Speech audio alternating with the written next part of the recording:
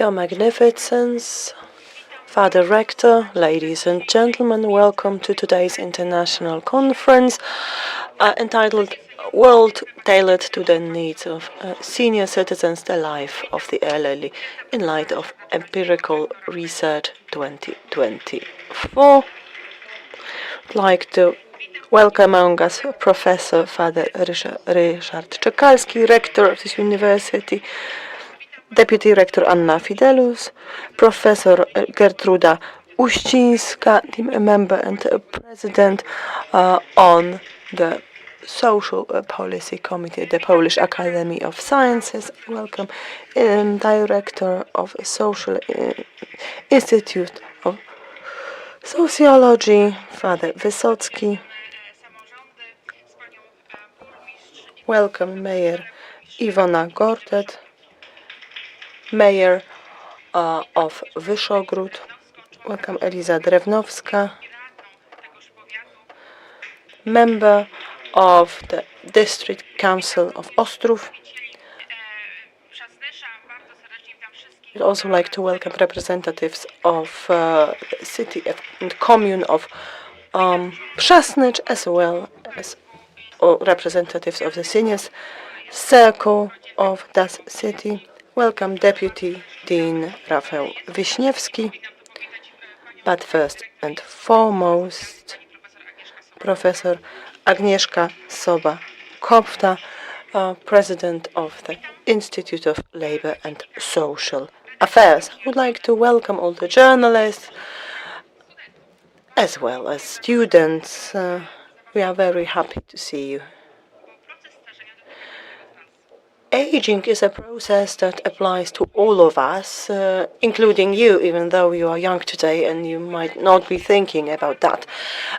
We are all the more grateful for your presence because in this context, intergenerational relations are crucial. Many other people have joined us online, academics and other people. Welcome. So the researchers have been pointing out to the aging processes and changes to social structures for many years now. The average duration of human life is longer than used to be. It applies mostly to women, and it leads to feminization of the old age and loneliness of women. And as life continues, we have to think about maybe changing the perceptions, pushing the threshold of the so-called old age further and further. We have to think about many dimensions, many different dimensions of the old age, family relations, intergenerational relations, social services, values, and others. These and other issues were the starting point for our international research project called The World Tailored to the Needs of Senior Citizens and Lives of the Elderly in Poland, financed by the Ministry of Science and Higher Education and implemented by researchers working at the Old Age and Aging Research Center of our university, as well as the Institute of Social Affairs.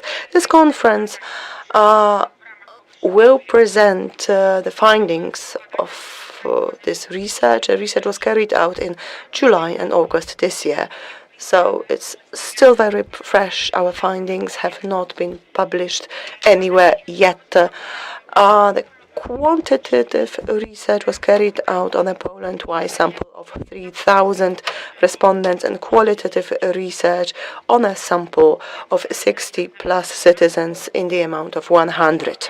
So what is a world fit for sailors, for seniors, and what is the world of senior citizens today?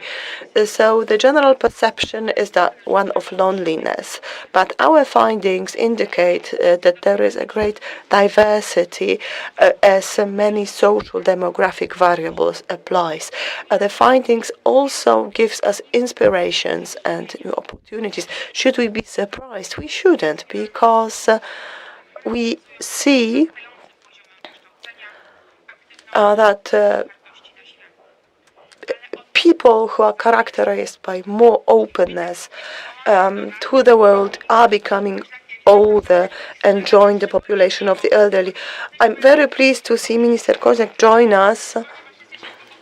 Thank you very much. We are celebrating the 25th anniversary of our university, and actually the minister contributed to the development and to the transformation of our university back then, 25 years ago. Now, without further ado, I would like to hand over to the most important person here, Father Rector. The floor is yours. Please open this conference and give us a short introduction to the world of the elderly. Thank you. Your Magnificence, Madam Professor, ladies and gentlemen, dear Mayor, directors, dear Minister, I'm very pleased to see that it is not so long ago, just several years ago, that in this university we were able to initiate a very interesting research project into the old age. After the first round of research, we established the Center of Aging, Old Age and Aging Research Center, a special research institute headed by Professor Bojanowska, former minister. And indeed, this center has been developing quite dynamically. Old age is something that affects or will affect the majority of our society if we are lucky enough to live until our old age. For some, old age is a relatively long period. It starts with the so-called later youth when you are 60 something, and this period of life is unique in the sense that it is very diverse. People experience this period in different ways. So it is really worth reflecting about. The research mentioned by the Director Bojanowska carried out in July and August with a large group of respondents, more than 3,000 people, 1,000 people aged 60 or older, gave us answers about different aspects of their lives: financial, social, physical. Many dimensions have been examined. Well, this is just a prelude. Today, we will share with you research findings that so far have only been known to the scholars involved. The world, the wider world, will find out about the findings only after today's conference. So it is with great curiosity that I approach this international conference, because indeed we will be joined by scientists from other countries. Welcome. And I'm very glad that this conference is taking place in a very particular time. So we've already heard that we are celebrating an anniversary as a university. We are 25 years old, because it is exactly 25 years ago that the decision was made that the Academy of Catholic Theology should transform into a university, and this is when the Cardinal Wyszyński University was established. So we are only 25 years old. Before we reach our old age, it will still take some time. But if we have done our research, by then our old age will be easier too. So, welcome again. I wish you a great conference, and I hereby open this conference.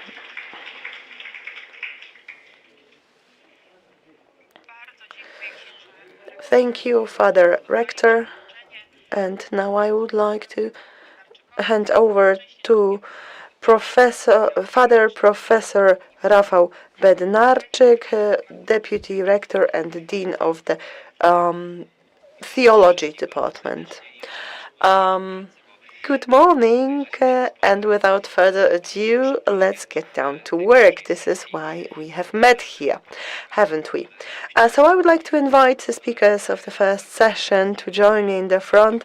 Professor Gertruda Uścińska, Father Professor Marek Bednarski, Dr. Zofia Czepulic-Rutkowska, Dr. Elżbieta Bojanowska, Director Professor Agnieszka Sowa-Kofta, Father Rector Dr. Marek Jarosz and Dr. Dariusz Zalewski.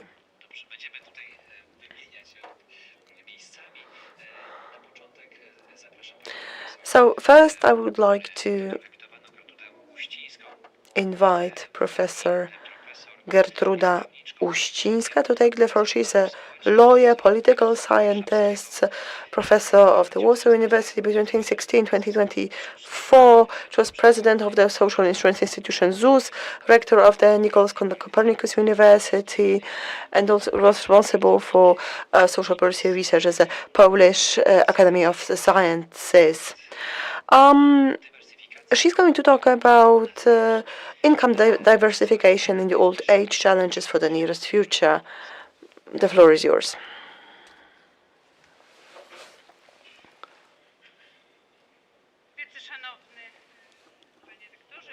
Dear Rector, Madam Rector, Director, Minister, ladies and gentlemen, dear guests and participants of this conference, I know that we have been granted only 15 minutes each, so I will try to be disciplined about the time.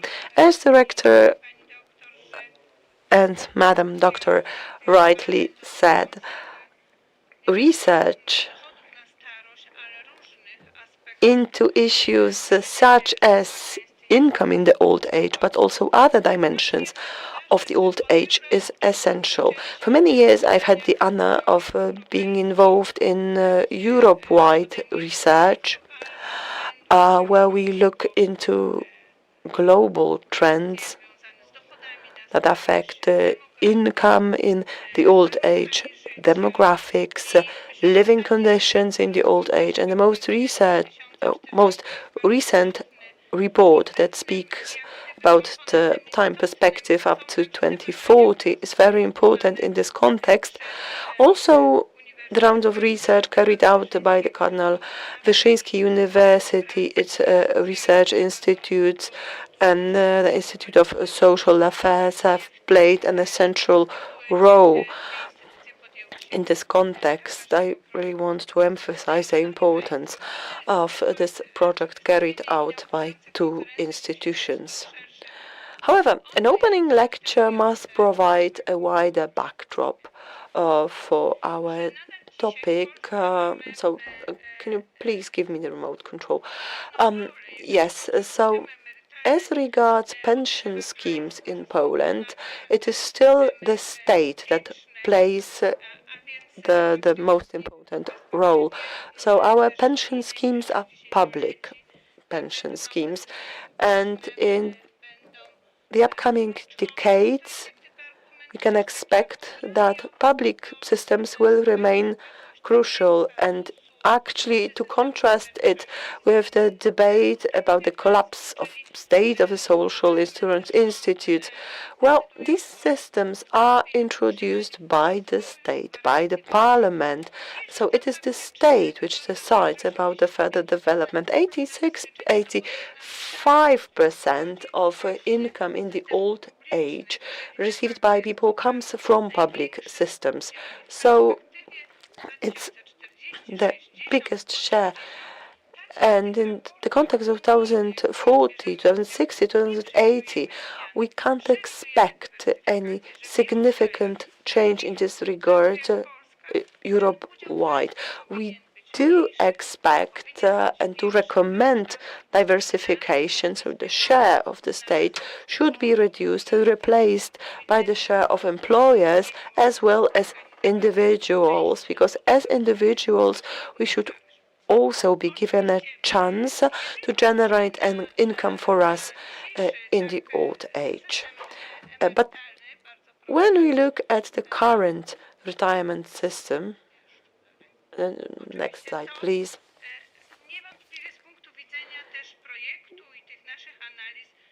It is very clear, including in our project, that the essential aspect is the amount of old age benefits. 10 million people receive old age pensions. 6.3 million receive it from the ZUS, from the Social Insurance Institution, after they reach a certain age and have a predefined number of years of employment before. I will explain it in more detail.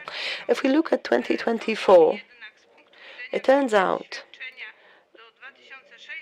that these benefits are relatively low for women, up to 2,600, for men to 3,400 zloty.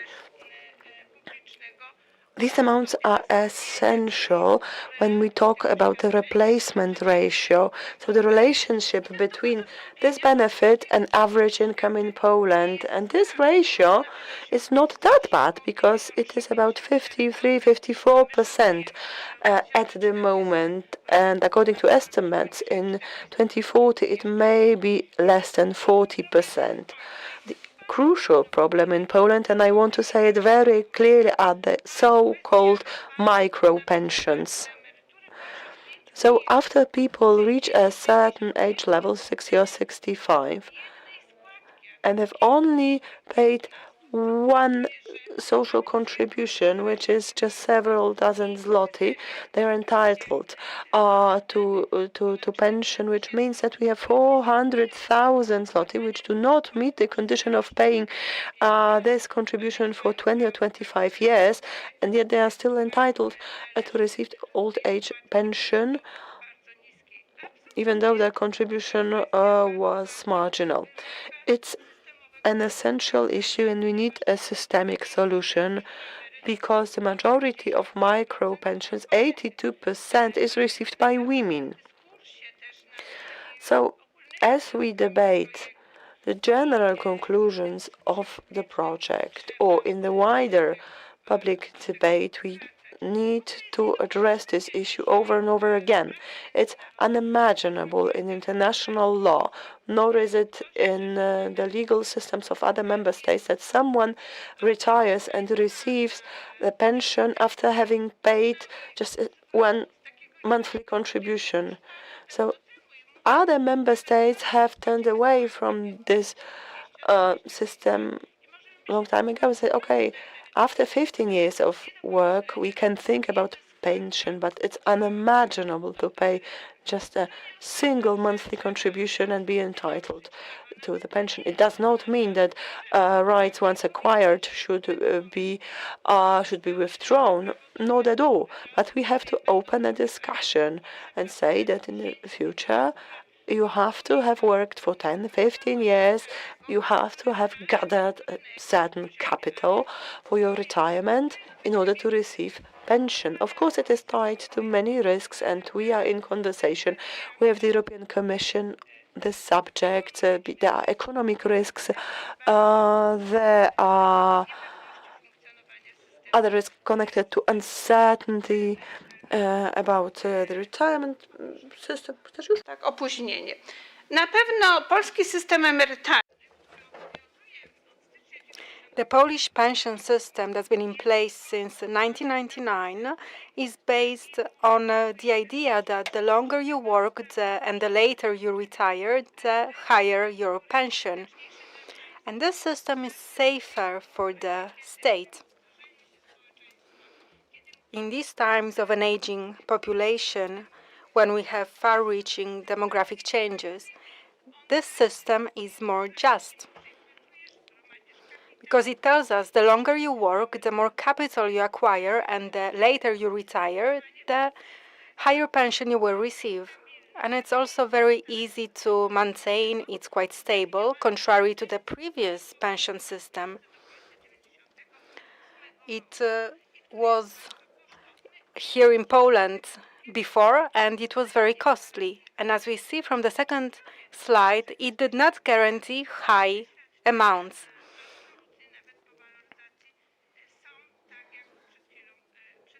As I just said, even after indexation, the pension amounts are as I presented. So here we need a number of actions to make sure that as many people as possible delay their retirement.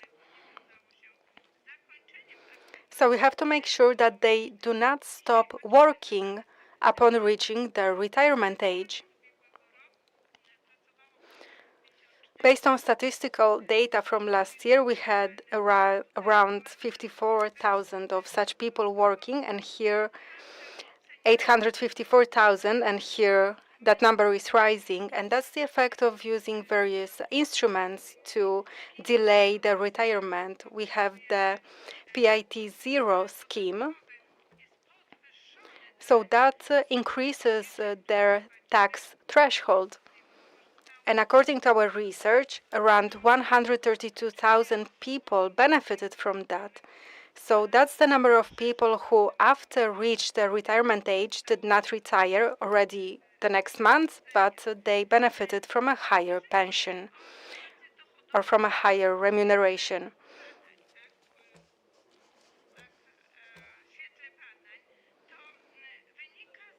As for the income situation of seniors, based on our research, and this has been research through empirical research, but our Labor and Social Affairs Institute has been focusing on that, as well as other departments of our university.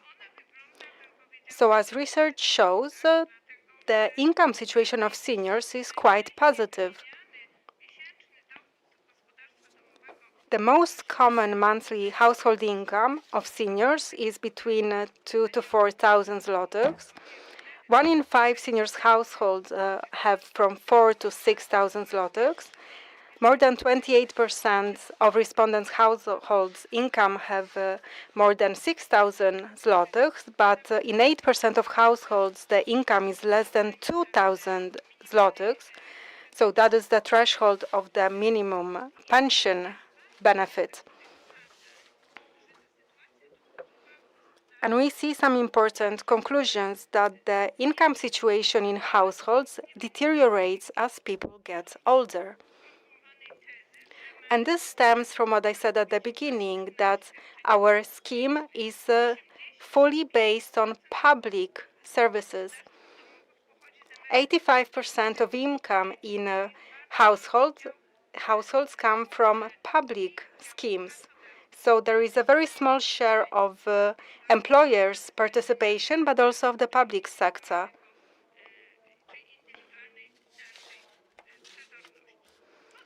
So they have no other means to secure an income.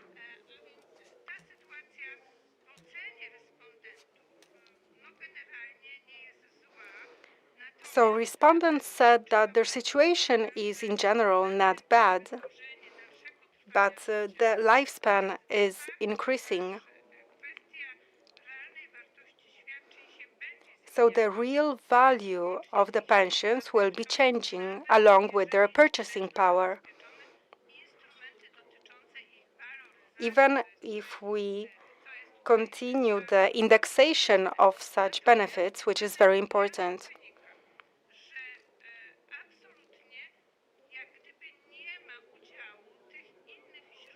But our research shows that seniors do not have other sources of income.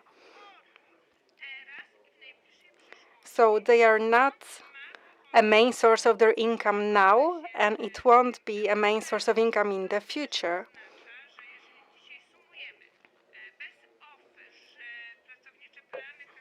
So if today we sum up the income, we have around 28 billion in individual pension accounts, then that accounts that involves around 23% of the insured, but these are people who are young or middle-aged. So this means that we are starting to take action, but we need constant actions. They cannot change along with the change of the political governments. They cannot be makeshift actions, and we also need to educate the society about the source of their pension. Right now, it comes mainly from public systems, from our contributions that are added on your account. So we accumulate a capital and then the pension is paid. But in the future, we need diversification.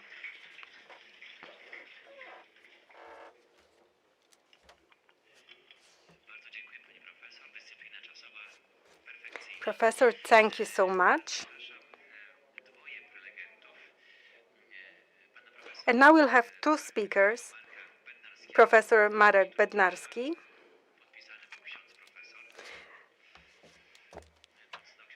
Sometimes they name him Father Professor. But well, he said, what will my wife say about that? He's an economy specialist. He works at the Institute of Labor and Social Affairs, and he works at the Warsaw University. He's the deputy chairman of the Committee on Labor and Social Policy of the Polish Science Institute. And we have Dr. Zofia Czepulis-Rutkowska, who works at the Labor and Social Affairs Institute in Warsaw. The floor is yours.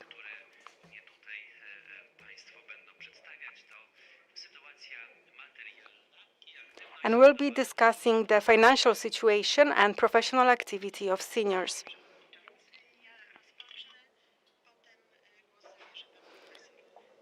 Thank you so much. I will start, and then Professor Bednarski will take over.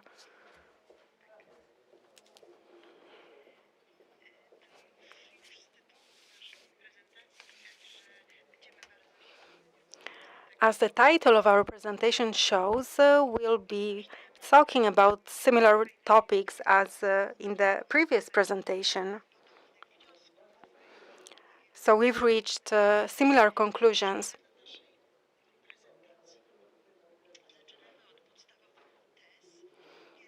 So let's start with some simple facts.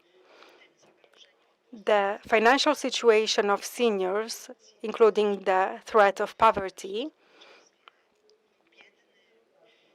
We don't want anyone in our society to be poor, to have bad living conditions.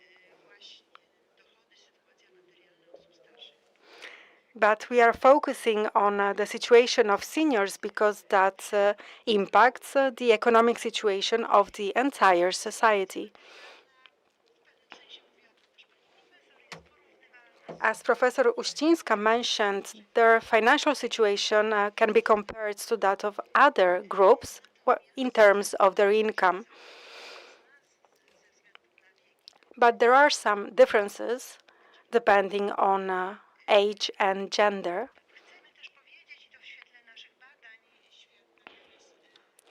So in light of our research in the program A World Tailored to Seniors, we must say that what's important is not just the income, but also the expenses. So one's resources are important.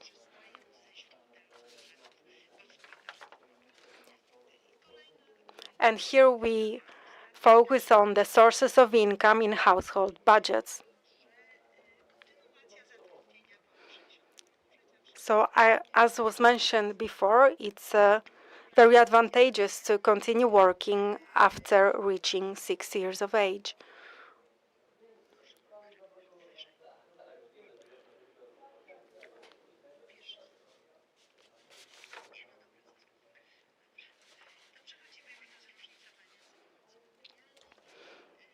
Okay, then let's move to differences in their financial situation.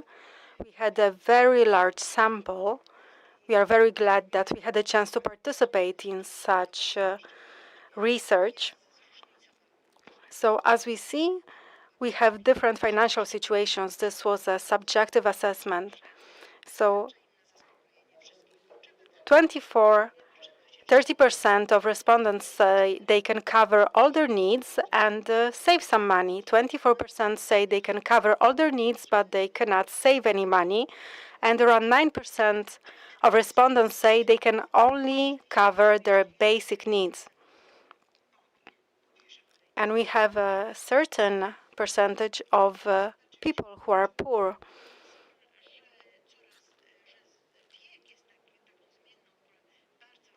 So as we see, age is the variable, the variable that impacts the financial situation.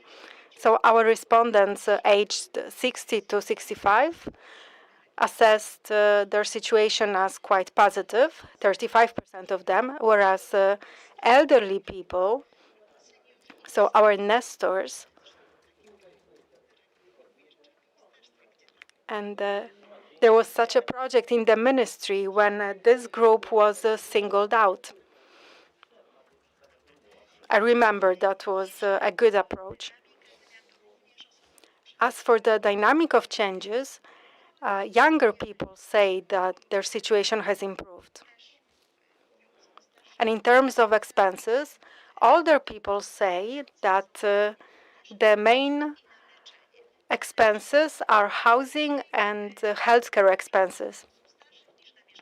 So they spend more on healthcare than on housing because, well, everyone has a hard time covering their housing costs. And now we see a gender disparity. And here the situation is difficult. We see that based on the amount of the pensions. So women's pensions are much lower. And that translates into their financial situation, which is really difficult. And that was also shown in our research, a world tailored to seniors. And women are at a greater risk of poverty than men.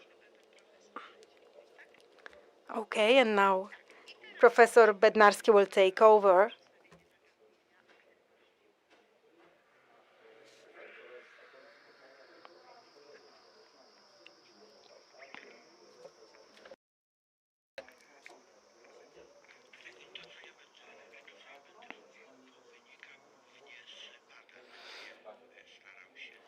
I'm mostly relying on our research. So the starting thesis is that seniors should keep active also for macroeconomic reasons. If we don't have people working, we won't have a GDP increase. So it's necessary for a balance on the labor market, for financial stability, and also for microeconomic reasons. That means providing income for seniors. It's important from the viewpoint of households and also to find people to work in companies. We have a shortage of employees. For older people to be professionally active, certain factors need to take place. So employers must be interested in hiring such people, and there needs to be a supply of such work. So seniors must want to work. And as was mentioned before, there is a problem with the replacement rate. Some say 55%. There are different estimates. But some prognoses say that it might be 30% over the next 30 years. Please speak into a microphone. So the replacement rates are estimated based on the current retirement age, so it's 65 and 60.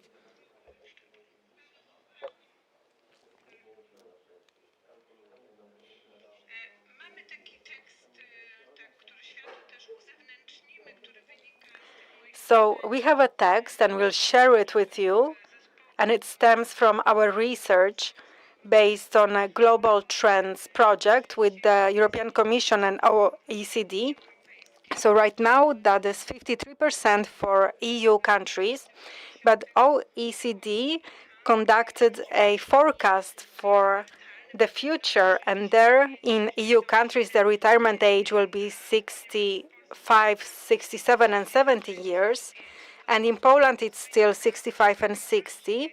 So according to this forecast, if you have a higher retirement age, the same age for women and men, the replacement rate will be 40, 45, even above 50%, whereas in Poland it will be along the lines, in general, for men and women, 29, 30%. And this is data provided by the OECD Analytics. So here what's important is our age of retirement, how long we work, and the amount of our contributions that we pay and the capital we've accumulated. So this tells us about the strength of the benefits. It's in relation to the average income, and we must give you objective information about that. Thank you so much for this comment. We are at risk, people are at risk of falling into poverty after they retire. So suddenly they will get only 1/3 of the income they used to get when they were working.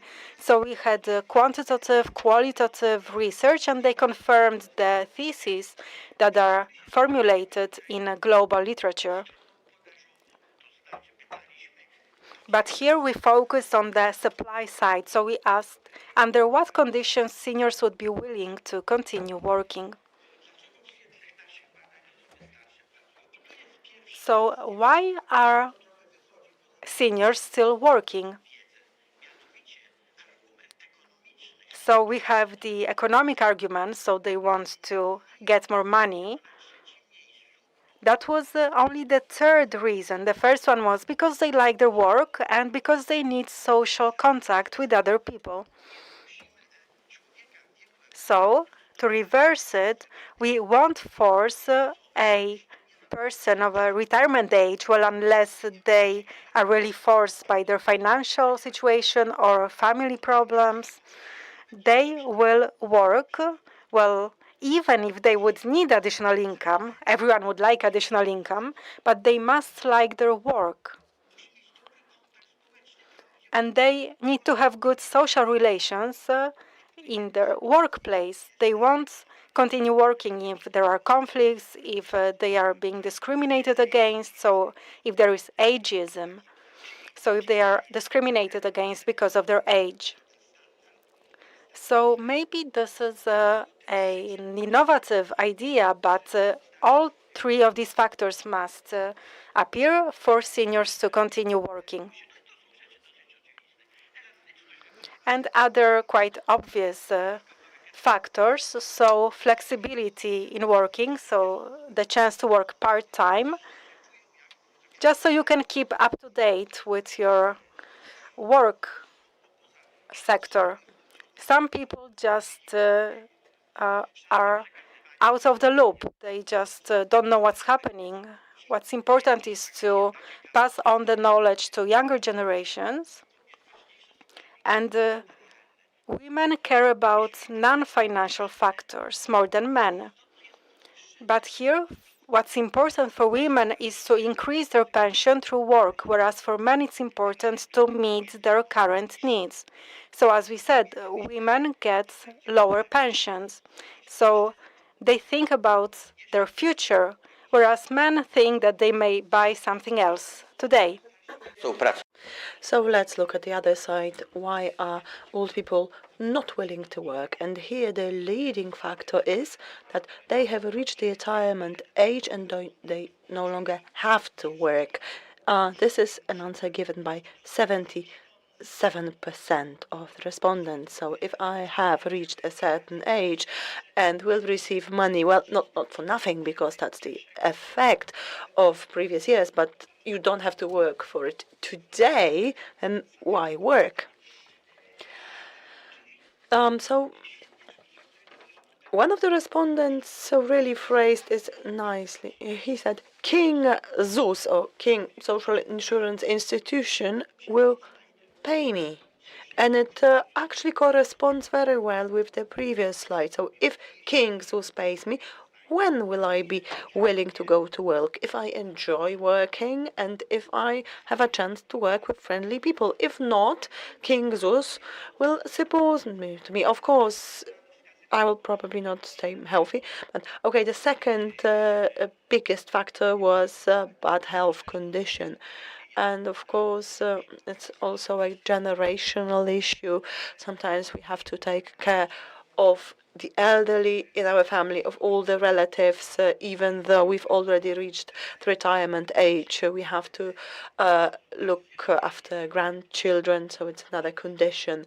So familiar or family-related obligations. Next slide, please. Of course, illegal work. So in literature, we find a lot of information about it. Pensioners are attractive as employees or actually workers who are not officially employed because they have the social security covered, so they are cheaper. Of course, our respondents did not mention it much because, of course, who would be willing to divulge information with legal work? But it is a factor too. They can make more money because the employer does not have to pay social insurance contributions for this employee. Next slide, please. Conclusions. So, how to support the employment of the elderly? You have to counteract ageism in the workplace first and foremost. Develop long-term care institutions in order to remove the burden of retired relatives, of taking care of all the family members, and also reduce different manifestations of discrimination of women on the labor market. Also, we have to change the mindset. So I have reached the retirement age. I no longer have to work. We have to do it, but we cannot expect that it will happen on a massive scale, that people after the retirement age will work on a massive scale. That's not the way of approaching it. Actually, this is confirmed by the numbers you mentioned in your presentation. Unless a radical change happens in other factors, I do not see a radical increase in the percentage of working retired in the nearest future. Thank you very much, Professor. Thank you very much, Doctor.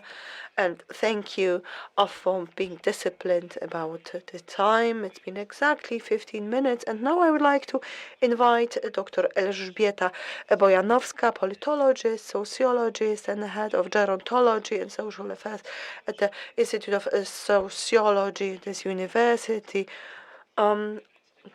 Also director of the Old Age and Aging Research Center between 2015 and 2019, and Under Secretary of State in the Ministry of Family and Social Policy.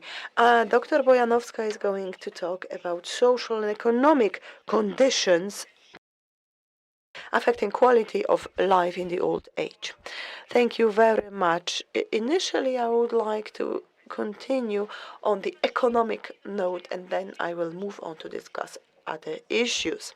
So, let me begin by saying that the term quality of life was first mentioned after World War II in the United States, and it was only associated with economic, material well-being.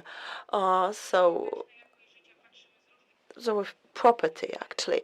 Now we see it from many different angles, including psychology, health, sociology. So holistically, in the objective but also subjective dimension. So quality of life will be different between different individuals, and it will depend on material, social, cultural, and economic conditions. However, quality of life also reflects one's own perception of one's life, overall satisfaction with one's life in many different areas. And in my presentation, I will try to give you an outline of different aspects of quality of life with particular focus on economic and social aspects, and then I will try to build a link to old age and emphasize its importance. Unfortunately, the remote is not working.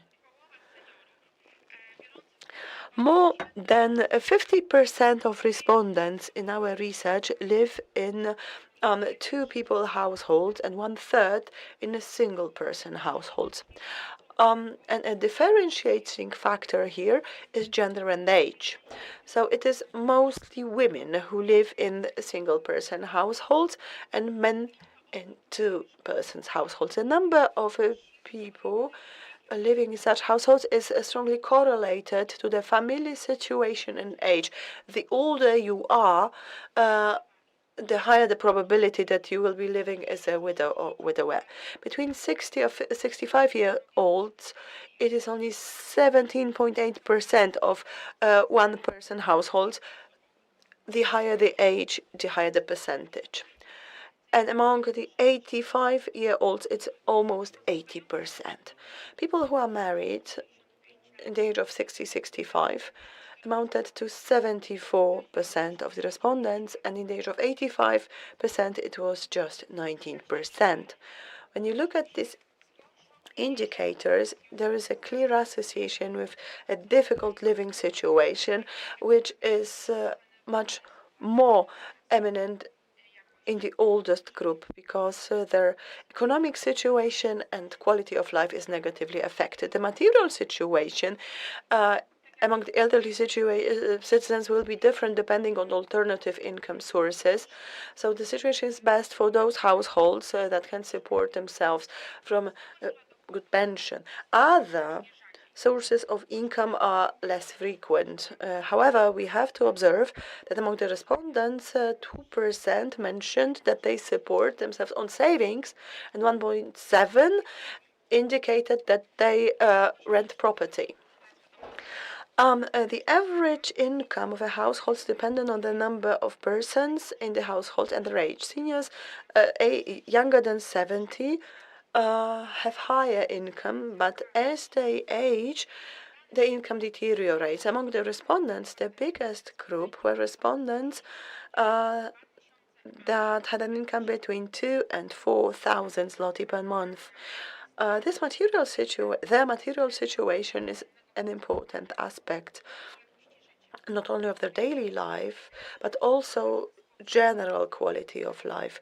It affects their health, their social relations, their professional and social activities, their participation in the cultural life, the sense of security and comfort.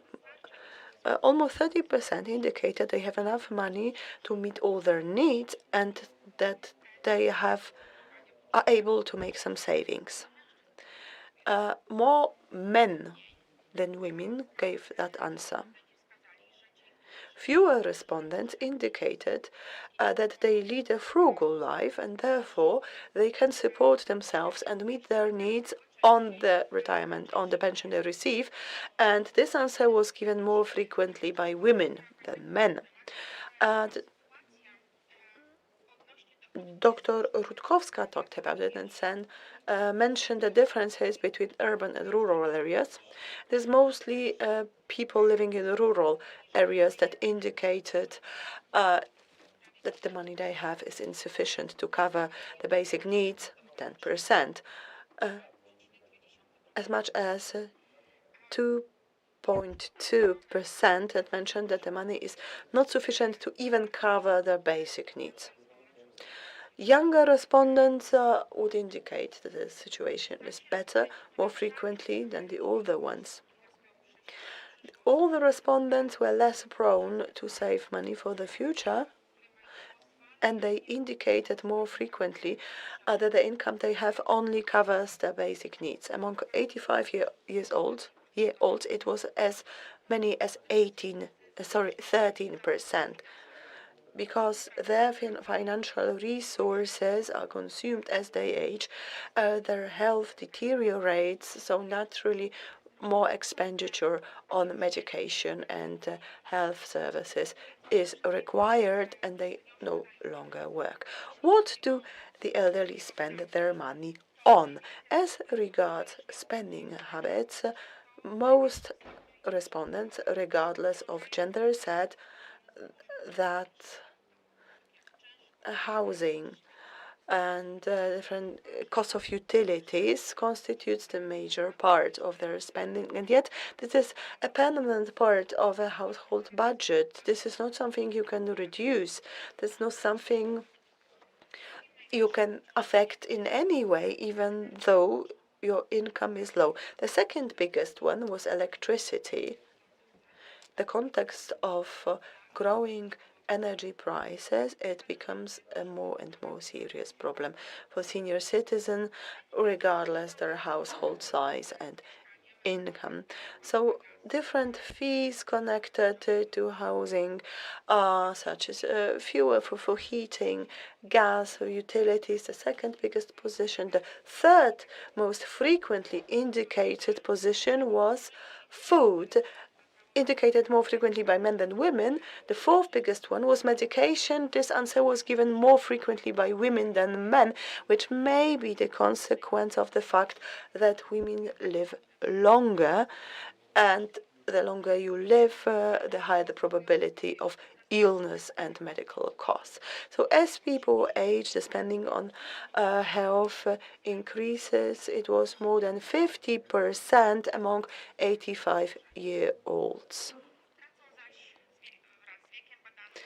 As the respondents age, they spend less money on using vehicles due to probably reduced mobility or even giving up owning a car altogether.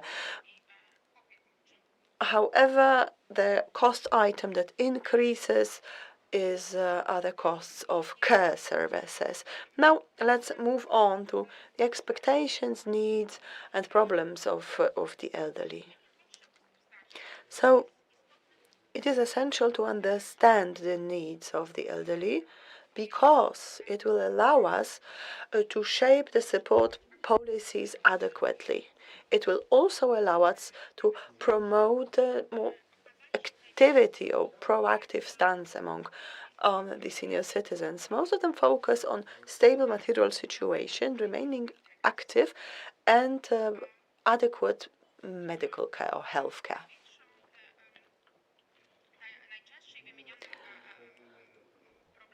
The problem mentioned, or need mentioned most frequently, was the need for material stability. The second biggest one was the need to remain active. It is very, very important. And the third one, the adequate health care. So if we move from needs to problems experienced by the elderly, interestingly, almost 40%, 39% to be more exact, stated they had no problems at all. It's a large group. The first problem mentioned is connected with access to healthcare. 35.7% of respondents gave that answer. The second biggest problem was connected to bad health, 20.4%, and the next item, insufficient funds. Let me emphasize that the number 4 among the problems was low sensitivity of society towards the elderly, or actually low awareness of society about the needs of the elderly. So it is our problem, the problem of society. We fail to notice the elderly and their concerns. So which support or would improve the situation of the elderly? And interestingly, the answer given most frequently was give us opportunities to remain active. And I think that the large representation of the elderly here in the room is the best evidence. of that. So different activities in libraries, clubs, and I think it's an important bit of information for local governments. I'm looking to the mayor here. So those of you who have an influence on policies regarding senior citizens, create opportunities for them to be active, to spend their spare time. That's what number one. Number two, the need for financial support. Of course, the financial issue will come back over and over again. Number three, also connected to activity, but a different dimension of activity. So the elderly want to be able to help and support their loved ones or their relatives. So what can we learn from it? There is a lot of unlocked potential in the senior citizens. Maybe we should think about more development in the field of volunteering opportunities for the elderly, because it is an unused potential. Local governments should be aware of it. The older people are, the higher demand for care services, care at home, support, or support of a nurse, preferably at one's household. And of course, the relationship is reversed as regards the need for activity and being professionally active. The older you are, the lower the need to be able to work. To conclude my presentation, I would like to give you an overall image of the old age and challenges tied to it. So what are some associated with the old age? 36.7% of respondents associate old age with time spent with the family, with one's spouse, children, grandchildren. Secondly, 25.5% associated with the possibility to live one's passions, to implement one's passions or hobbies. Interestingly, when men gave that answer, they mostly associated with the possibility to work. It was 16%. Only 10% of women associated it with work, but women, relatively more frequently than men, indicated the possibility to spend the time with their family. It was 38.9. Also, a disease, 20.7%, or loneliness. That was the association of women in that context. This is probably due to the fact that in general women live longer. The average duration of a man's life was 74.7 years and 82.0 for women, because the mortality rate is higher for men. So in consequence, it is mostly women who lead a widowed life, and the old age is thus lonely and feminine. So we have a large portion of women who live in a single person's household.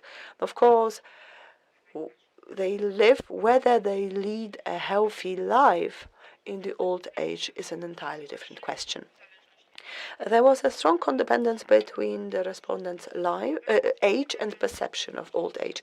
The older the respondents were, so 85 or plus, the less frequently they gave the most popular answer, so the time to spend with your family or with your passion, your hobby, and they more frequently indicated loneliness and health problems. Of course, it is 85, it's an age tied to severe functional restrictions. The diseases of old age. I think 85 is the limit, the boundary for positive and negative perceptions of the old age. To bardzo też dobre zakończenie tego wystąpienia.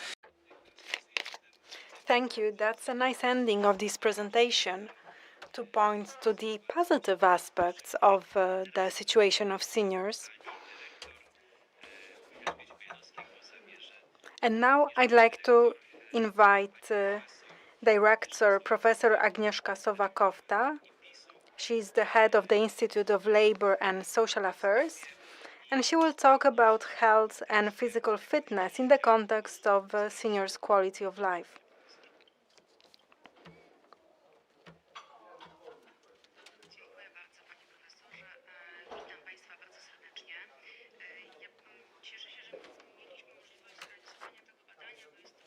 Thank you so much. I am glad we were able to conduct such a research because we had a very large sample of seniors, and it was carried out after the COVID pandemic. But it was the first research that had such a large qualitative element because we had a lot of in-depth surveys with seniors. So we have a overview of the motivations and the expectations of seniors, and we can see that in today's presentations. It's also important in the context of health. There have been some surveys related to health before. Some also had very large samples and they were focused on health issues, but they did not include a qualitative element. So today I will talk not only about statistics, but also about the qualitative aspect. So I'm continuing the topic that Professor Bojanowska touched upon, and this data is very important. What's the association with old age? And about 37% of respondents say they associate it with family life. 1 in 4 people talks about the possibility to fulfill their passions, but 20% said that they associate old age with illnesses, and the older the respondents, the more people gave such an answer. It's about 30% in people aged 85 and older.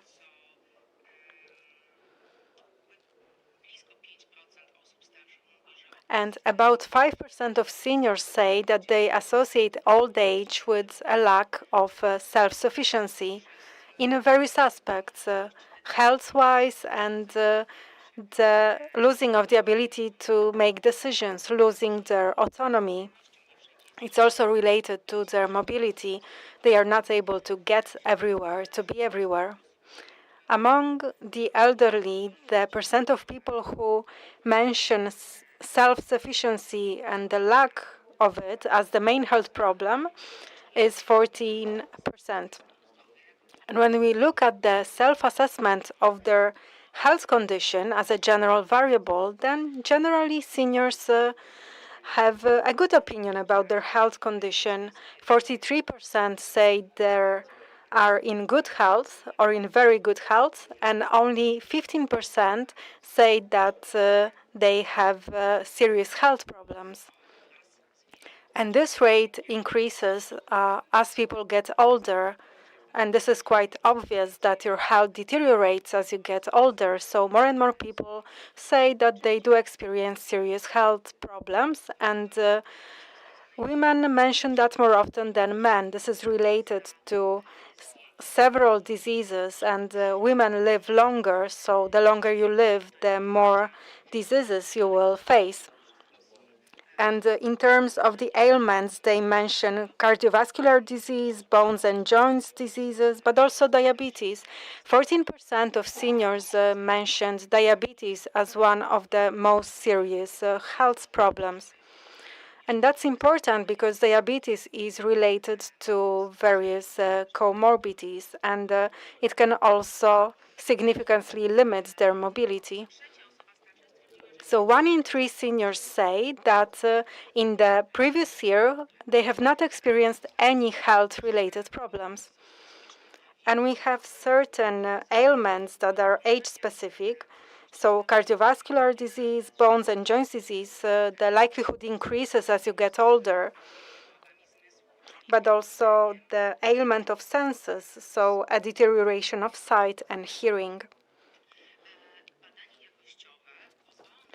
So the qualitative assessment allows us to understand what do seniors have in mind when they talk about their health. And this is quite a significant conclusion that seniors, when they assess their health, they view it very realistically. So they have a point of reference, and that is their own age or the health condition of their peers. So they say they feel according to their age. When I talk to my parents, I often hear such a response. And often they say that compared to my peers, I don't have any major health problems. I feel quite good. So that's a kind of rationalization. They are aware that their health will deteriorate as they get older. That's a natural stage of life. So they just believe that up to a certain age they will feel good, they will be physically fit and able to function. But respondents also understand that there are moments when there is an acute deterioration of health and they are dangerous due to a lack of access to health care or to rehabilitation.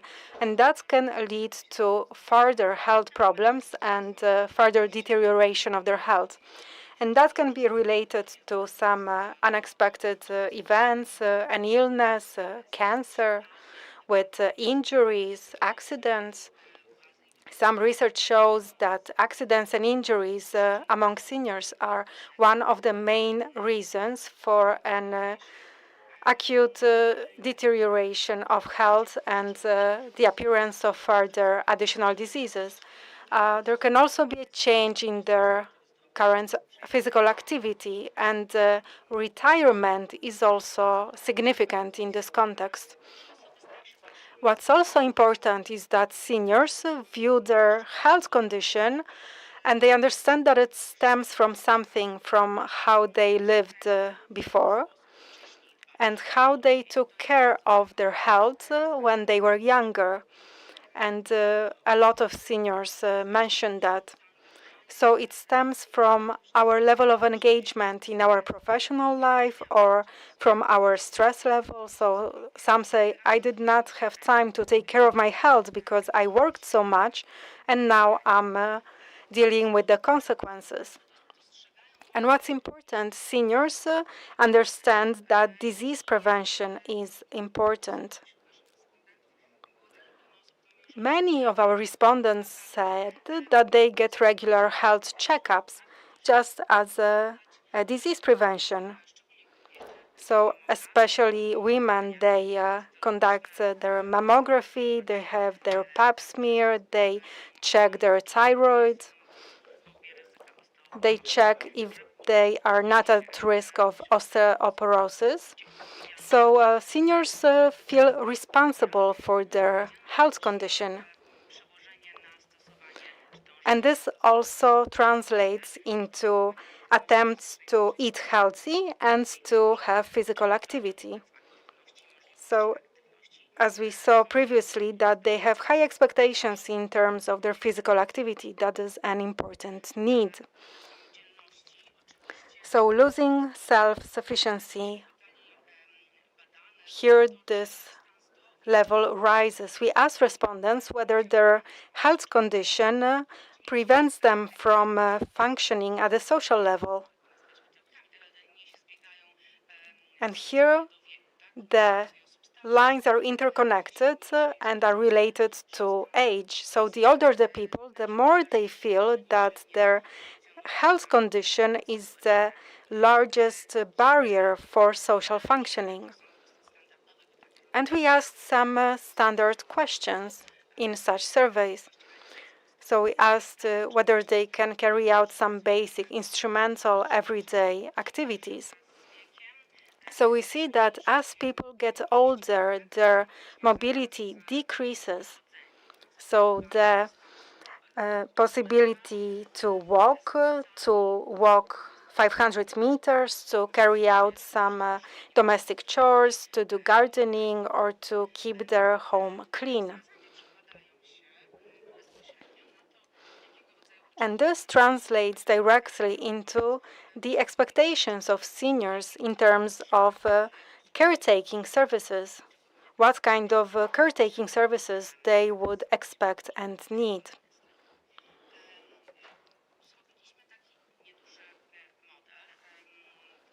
So we ran a small model and we tried to interconnect various health aspects. So physical health, along with the way they're feeling, with elements of mental health, but also with the level of activity and with the sense of getting support. These are the main elements of life quality. And here we see many interconnections. What's important is the need to feel that they are getting support. It's strongly interrelated with physical health. And then through physical health also with the general quality of life. So if you look at the general health condition made up of these three elements, so physical and mental health and the way they are feeling and the level of their activity, we see that there is a high interconnection. So the quality of life depends on their physical health. The correlation is 0.51, and the way they're feeling also, the correlation is about 0.5. And it's also correlated with their activity. And their health condition is strongly related to their age. Also, when we take a look at their education level, their place of residence, or whether they are in a relationship. So we mentioned financial stability as a certain need that seniors have, but it's also positively correlated with the quality of life, being in a relationship, to feel that they're getting support from their loved ones, and staying active. So people who are able to maintain the same level of activity in the past 5 years also say that their quality of life is quite high. So what conclusions can we draw? We see a certain added value that seniors are quite aware of their health condition, but they are also quite accepting of the changes that are age-related. They know the importance of a healthy lifestyle. They know how important physical activity is, and quality of life is related with the amount of supports they get. And here I would like to focus on this topic. So our respondents are aware that they live in certain social networks. So they don't feel isolated. Most of the seniors are satisfied with the level of support they get from their families, or that they know that they will get such support if they need it. And this rate decreases as people get older because their social network shrinks. Also, the chance to support others decreases as they get older because mobility decreases.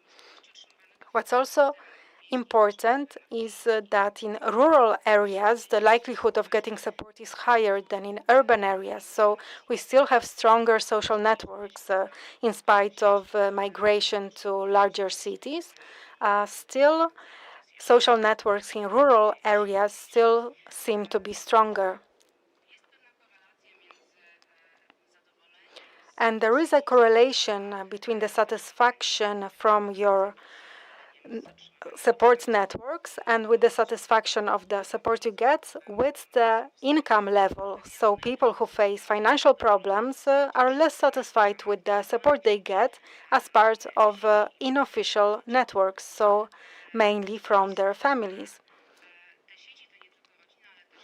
So these networks include not only their family, but also social help from their neighbors. Even if seniors do not know their neighbors well, still they expect that if they need it, their neighbors will be able to provide them with support. And another very important group for the level of quality of life are children and grandchildren. So you expect your children to support you, to take care of you. So that's maybe a difficult relations. But if your grandchildren live in the same place as you do, and that's not always the case due to migration, but if you have your grandchildren and great grandchildren living in the same place that you do, that's also an important factor. A relationship with your grandchildren is a main source of your life satisfaction, and the time you spend with your grandchildren is always high quality time. So I hope I kept my time discipline. Thank you. Yes, 15 minutes and 8 seconds. Ideal.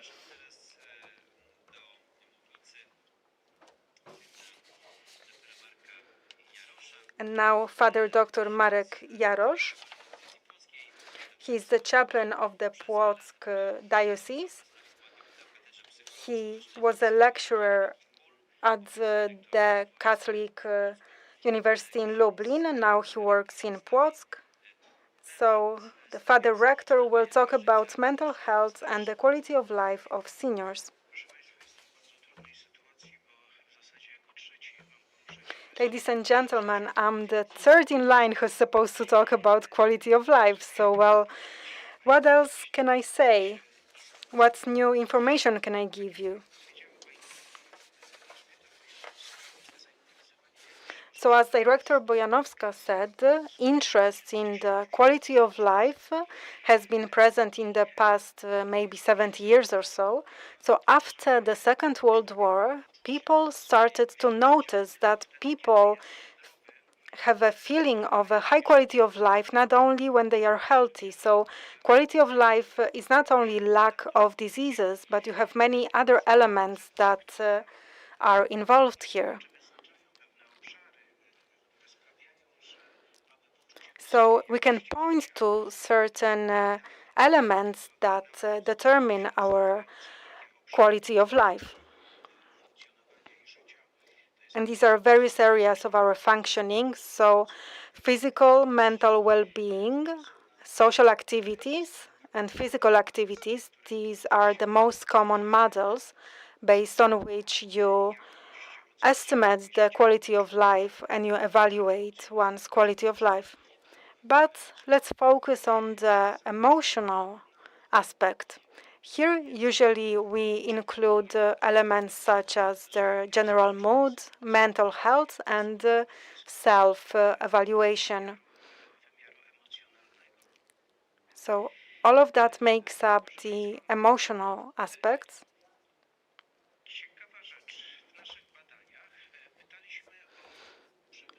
So in our research, we asked people what diseases they experienced in the past year.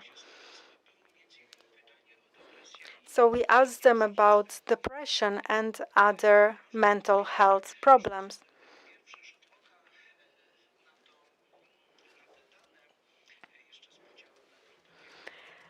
And we have results for different age groups, and the results are quite satisfactory. Because if we compare the frequency of mental health problems with the frequency of other diseases, we would say it's basically non-existent. It's 4%, sometimes even 2% in certain age groups. So we could leave this conference and feel satisfied that our seniors generally do not experience such problems. But if we contrast this data with information available in the literature, because many centers do carry out such research, then results show that about 16% of the seniors population have experienced in the course of their senior years various kinds of mental health problems. And here we see that only 4% admitted to that in our research. Then we have some research from Sweden, which shows that people aged 70 and older, the rate of mental health problems was 30%. That's a research from Sweden. Then we had a group in Berlin who said that it's between 24 to 33%. That's the amount of people who were diagnosed with various mental health problems. Of course, here we are talking in general about different mental health problems, but let us focus on a frequent case of such problems, namely depression or depressions, which are typical of the old age. What can we find out? International studies show that in 75 plus people, the share of people suffering from depression may range between 10 and 17%. And in people, a Swedish study shows that in Sweden it is 12.6% in the group of 85 years of age of older.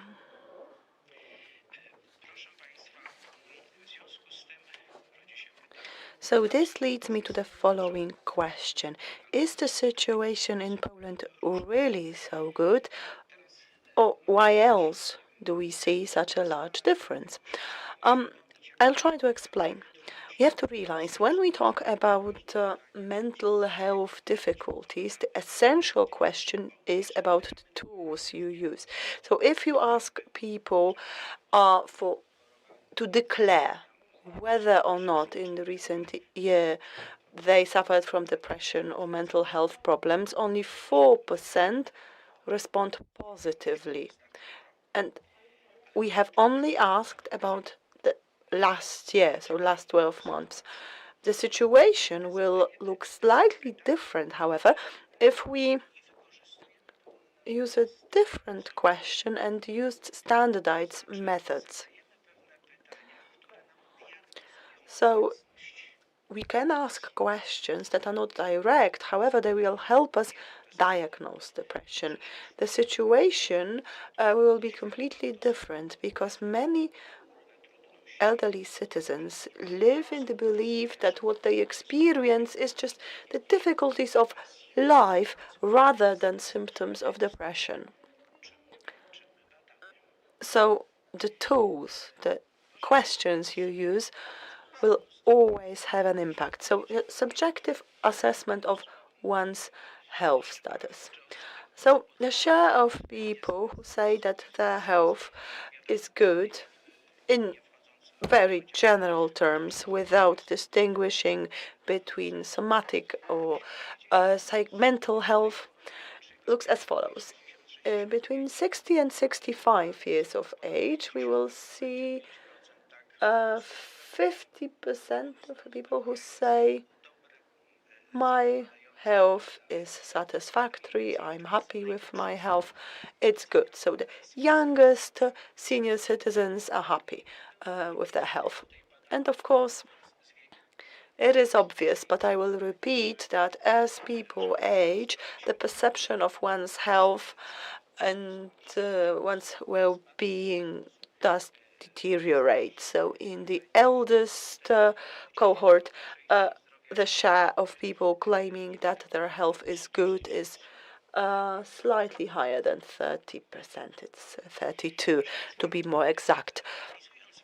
Now, analyzing the results, I came to the following conclusion. So, if we wanted to focus on problems typical for specific age groups, we wouldn't be able to discover anything interesting. We would have to say the trend is very clear. The older you get, the more problems you have. But if we look at the same problem and then subdivide the respondents according to gender, for example, it turns out that mental health problems and symptoms of depression will look different in women and in men. And this is actually in line with what we find in literature. In literature, we often read that women have mental health difficulties more frequently and more frequently show symptoms of depression.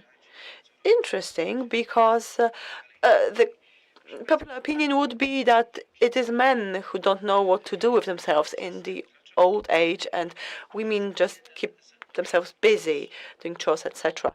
But actually, that's one symptom of depression: losing weight and having trouble sleeping. In the case of men, we see a difference of 10%.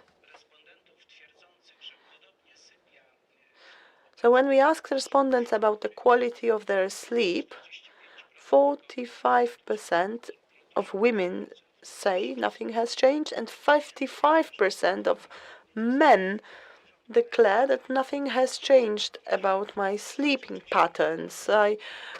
My sleep is after I've retired is as good as before. For women, more women say it's not as good as it used to be. Feeling tired, also an important aspect and potential indicator of depression. Again,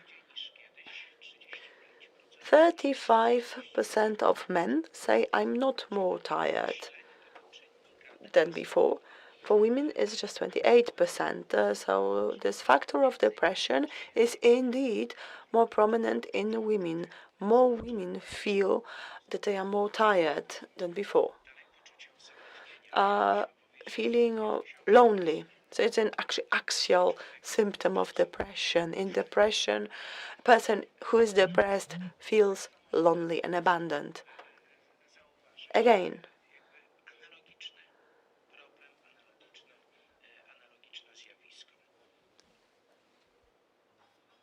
the same, very, very similar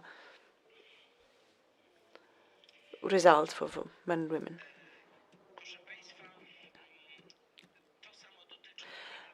Well, the same applies to the overall satisfaction with one's life. When we asked the respondents about their assessment of their lives, whether they are happy with their lives or not,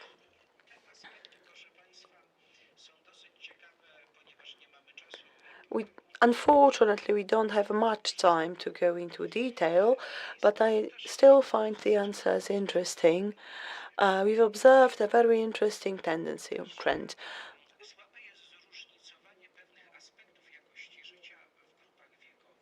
So in different age groups, different aspects, people somehow don't maybe differentiate between different aspects of quality of life. In general, however, those people who have invested throughout their lives in relationships, so they've invested in human capital, then regardless of their age, their satisfaction with life remains more or less the same. So people in the oldest cohorts will be as satisfied with life as before, even though they've lost many relatives. It's really interesting as a phenomenon, and it seems to suggest that it's actually funny. We have heard about capital investing, money, etc., in financial terms, but also in psychological terms, we have to speak of investing. You have to invest in social bonds, in relationships throughout your life, because if you do so consistently, it will protect you throughout your life. It seems to me a very important conclusion that we can draw from our research. And the structure of this sense of well-being remains relatively stable. So if it is consistently built on the same foundation, and even if there are some changes in between, so if you lose one close person, then there will be others. I think this is something we should bear in mind when we design different programs. To conclude, I would like to share another conclusion I have about diagnostics and mental health and well-being. I think these differences between self-assessment as regards one's uh, quality of life and depression may have something to do with underdiagnosis. So I think many senior citizens are not diagnosed. They do experience such problems, but they never describe them as mental health difficulties or depression. So if we design different aid or help programs, we should bear that aspect in mind. Previously, you mentioned the professional activity and lack of will to work. Also, in this context, we should bear the psychological aspects in mind, because perhaps when people retire, their mindset, the psychological mindset, changes in a way that somehow blocks them, and they are no longer open to work. So maybe it's a lever. There is one more thing that I would like you to remember after my presentation, because what we've seen is that it is most often, or more often, women than men who complain of different problems. But in general, women fall sick more frequently than men, but men die more frequently or earlier than women. Thank you very much. 14.22 seconds. So an absolute record. So thank you. Now, the last speaker, this panel, Dr. Dariusz Zalewski, head of the Institute of Labor and Social Affairs, lecturer at Warsaw University. He's going to talk about social help, its function and significance in the lives of the elderly. You have 15 minutes. Thank you very much. So, social assistance and its significance, this is the topic of my short presentation. I will be referring to findings of the world tailored to the needs of seniors research, as well as other studies, which, in my opinion, well complement this study and go hand in hand with what I would like to tell you today. So, social assistance is designed to be perceived as an institution to support those people who are worse off. Of course, this is how it is defined in legislation. However, it should not be limited to supporting the poor. And this is also enshrined in the legislation, Article 2, Section 1 of the Social Act on Social Assistance.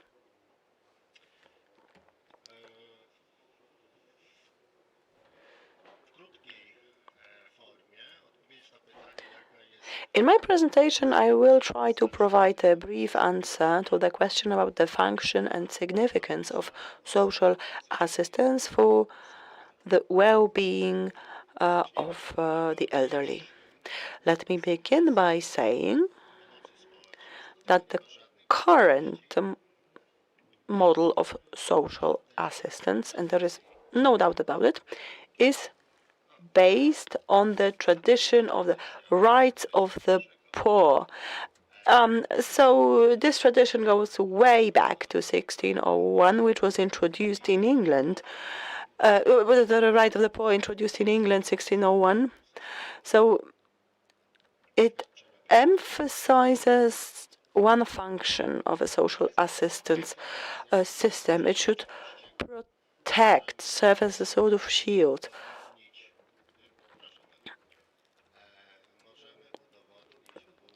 for the poor. And of course, we can look at empirical data. You can see them on my slide. This is the structure of different benefits expressed in Polish zloty in the structure of beneficiaries. So almost 60% of beneficiaries use pecuniary assistance, 40% non-pecuniary assistance. And as regards expenditure, 64% of social assistance budget is spent on pecuniary assistance, in simple words, financial aid, and almost 36% is spent on non-pecuniary assistance. So we see a strong dominance of financial assistance, cash assistance. And these forms indeed predominate over other forms. Non-pecuniary assistance will include different services, but even as a total, they are not dominant in terms of the number of beneficiaries and the total budget spent. I mentioned that I will be referring to other studies as well. I would like to mention at this point the Polish senior citizens study, which explored the structure of support for senior citizens, and the data was very clear. The Polish support system for senior citizens strongly relies on families. So the majority of people receiving any sort of support receive the support from their family members. Among men and women, it is equal. Out of 10 senior citizens using support, 9 will use the support of their families. Another very interesting finding of Paul Senior tells us that slightly more than 5% of men and slightly more than 6% of women use the support of social assistance center workers.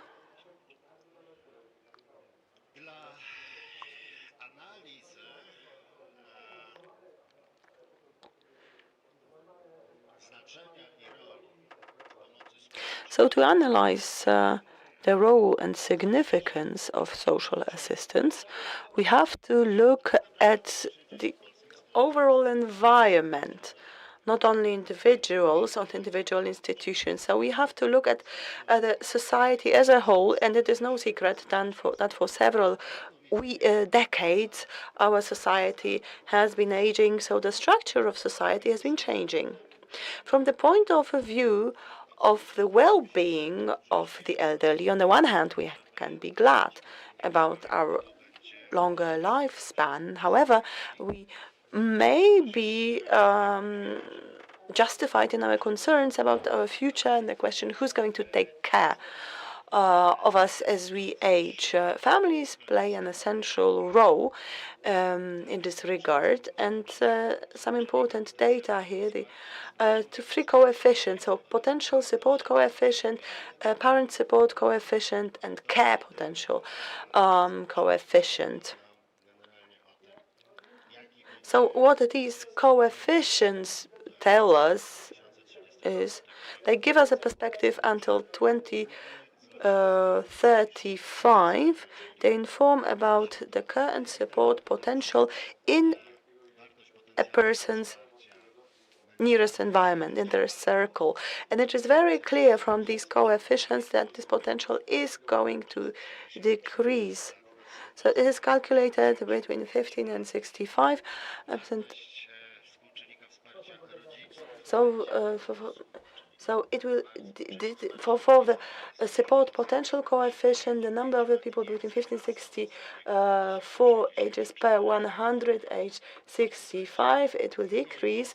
The apparent support coefficient, the number of people age 85 or more per 100 people age 50 to 64% will increase, and also the care potential coefficient will decrease as number of women aged between 50 and 64 is per 100 people aged 80 plus. This data is not optimistic, I'm afraid.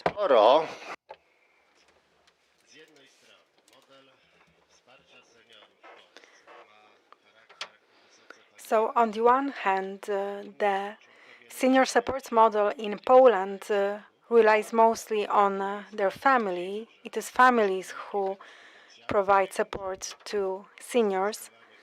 But we see that the potential support coefficients are deteriorating.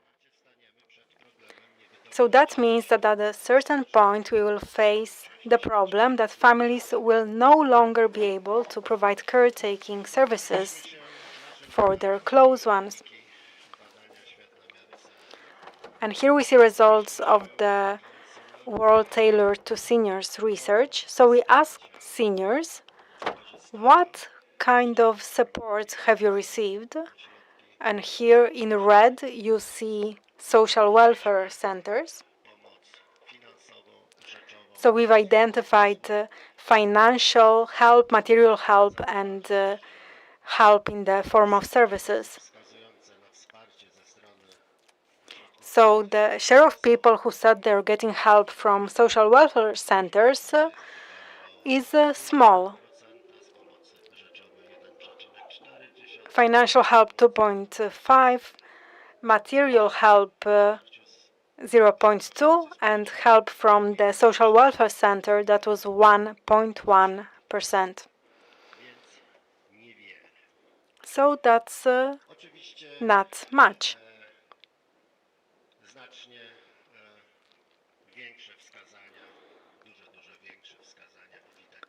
And of course, many more people are getting support from their families.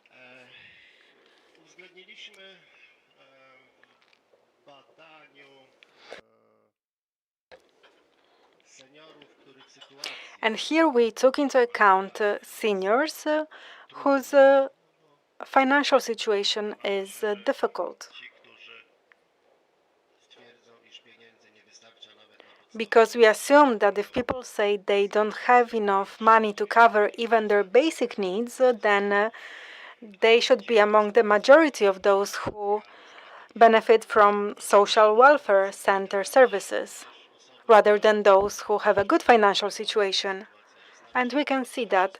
So people who said that they can cover all their needs and they can save some money, so just 1.5% said they are getting material help, and 1.7% are getting material help, financial help 2.2%, and people who said that they don't have enough money even to cover their basic needs, 7% of them are getting financial support, 5.3% are getting material support, and support in the form of services, 5.3%. So that's not a big share.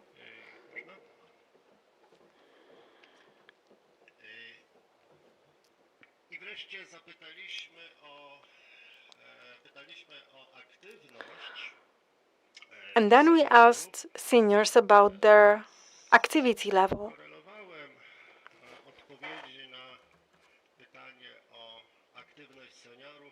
And I correlated the answers about seniors' activity and questions about who organize various kinds of activities.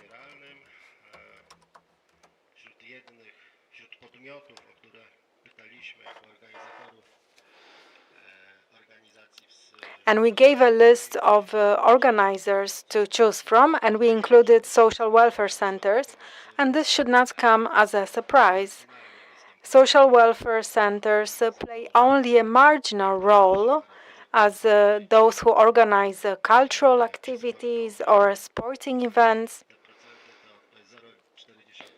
So they account for 0.4%, but the value is so small that I also included the absolute value. So 13 people based out of a sample of 3,000 people said that they participated in cultural or sporting events that were organized or co-organized by a social welfare center.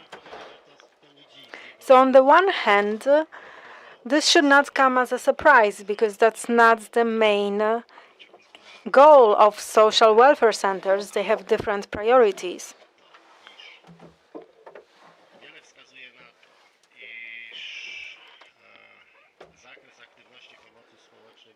But on the other hand, we can see that the scope of social welfare support will be increasing. We can already see that in various institutions. So we can assume that social welfare centers will have to broaden their scope of services, not address only the needs of poor people, but also act as an organizer of social activities to have an offer for all seniors, no matter what financial situation they're in. So the data we have now show that workers of social welfare centers and local government activists have a lot of work to do, as well as politicians who will need to diagnose such problems and to provide some suggestions. So the conclusions. Social services are at the margin of services of the population aged 60 and older. They are not really the group that social welfare centers focus on because their financial situation is quite good, so they do not meet the financial criteria to get financial support. And on the other hand, the social services that social welfare centers could offer to seniors are simply not being offered. So due to demographic changes, due to the changes in the potential support coefficient, this shows that it will be necessary to expand the scope of social welfare centers so they can reach a broad group of recipients, not only those who meet the criteria of the official threshold of poverty. That will be necessary.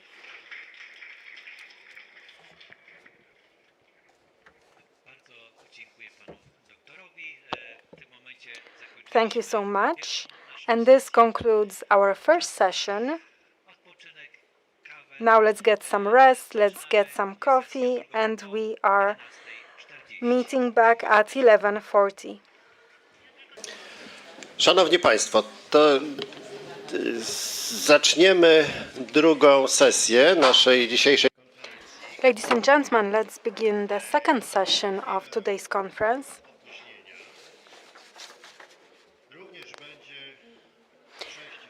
We have a slight delay, but we will also have 6 presentations and 7 speakers.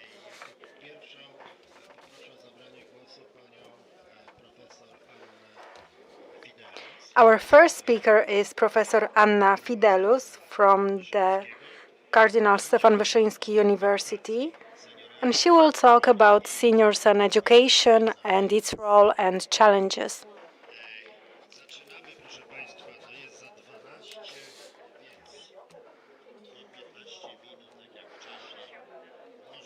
How about 15 minutes per presentation? The previous session was great in terms of staying within the time frame.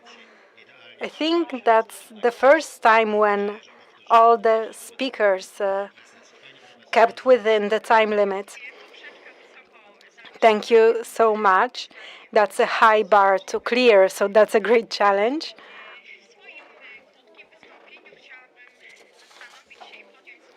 So in my short presentation, I would like to discuss the topic of seniors and education, and about the role of education in general, not just in the context of seniors. I'd like to discuss what factors are important here and what makes the education of seniors more and more important. But first, let's talk about lifelong learning. As a society, we face many civilizational technological challenges. They are related to the development of science, globalization, so we are all aware of that in all aspects of our life. So lifelong learning is needed, and not only seniors need that, we all do.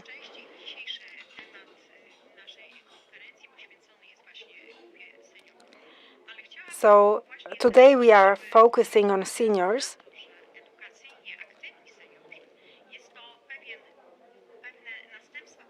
But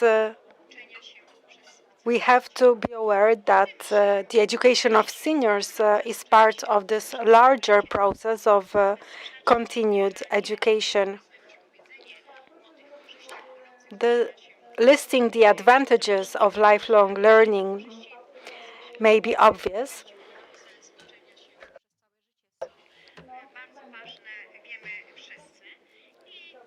but the benefits are very important. And let me list a couple of the most essential ones. So a chance for development, self-fulfillment, a sense of one's worth, a sense of independence, self-sufficiency, safety, participation in social life.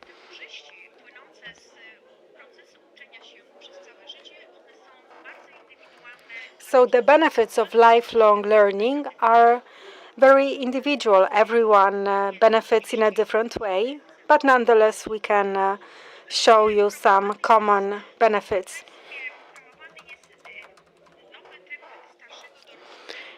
Today, within the society, we are promoting a new type of an older person. So they keep active. We already discussed various forms of activities. So they actively participate in their family and social life. So they keep on developing over the course of their life and they benefit from various educational activities.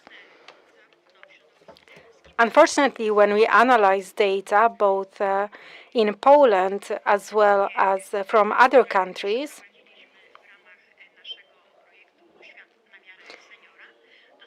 these are the results of our project, A World Tailored to Seniors. We see that the participation of seniors in various activities is lower than in other EU countries.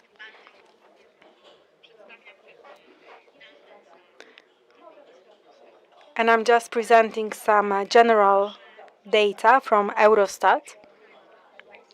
As we can see, unfortunately, Poland is not the leader among European countries. And this is in the context of cultural events, sporting events. Some of them are related to physical activity. We've already talked about that, so I won't go into details. And it's also related to educational activities, to learning and trainings. And here also the share of participants in Poland is quite small compared to other countries.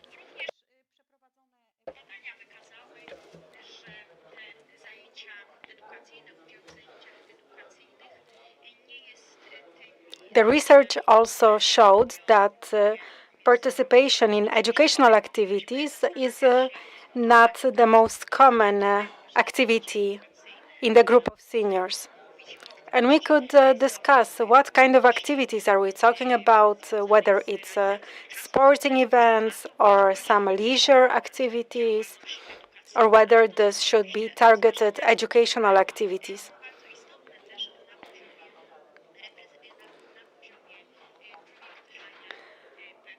But this is very important when we are trying to design certain activities dedicated to seniors.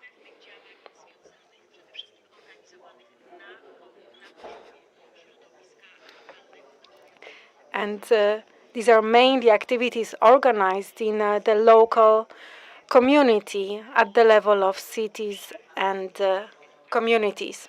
So we have different educational forms that are fitted for seniors. And the most basic division that we can find in literature lists three forms of learning. So we have formal learning, non-formal learning, and learning that is outside of the formal framework.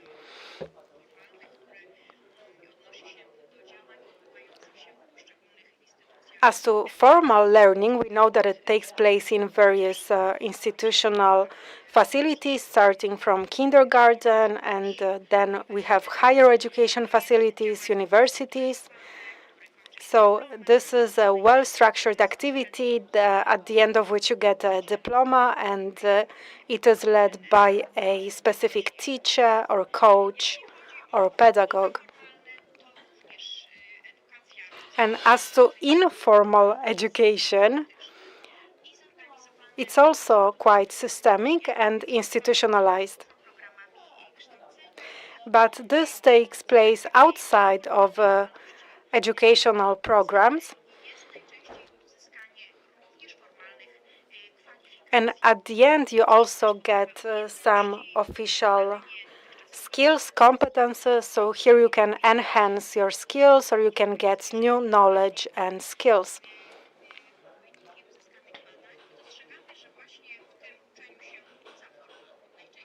Our research showed that when it comes to not formal education, it was frequented mostly by seniors who are still professionally active. And here we have activities that are carried out without a teacher or an instructor. And they take place in various everyday contexts, such as contacts with one's family or friends, reading books, participating in conferences, and so on.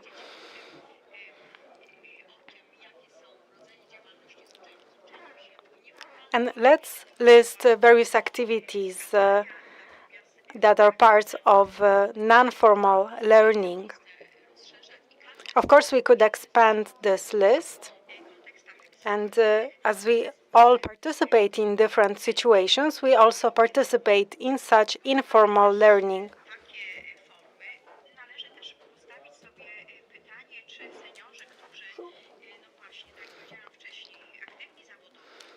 So here let's ask if we have seniors who are still professionally active, if they also participate in informal learning and learning taking place outside of the formal structure.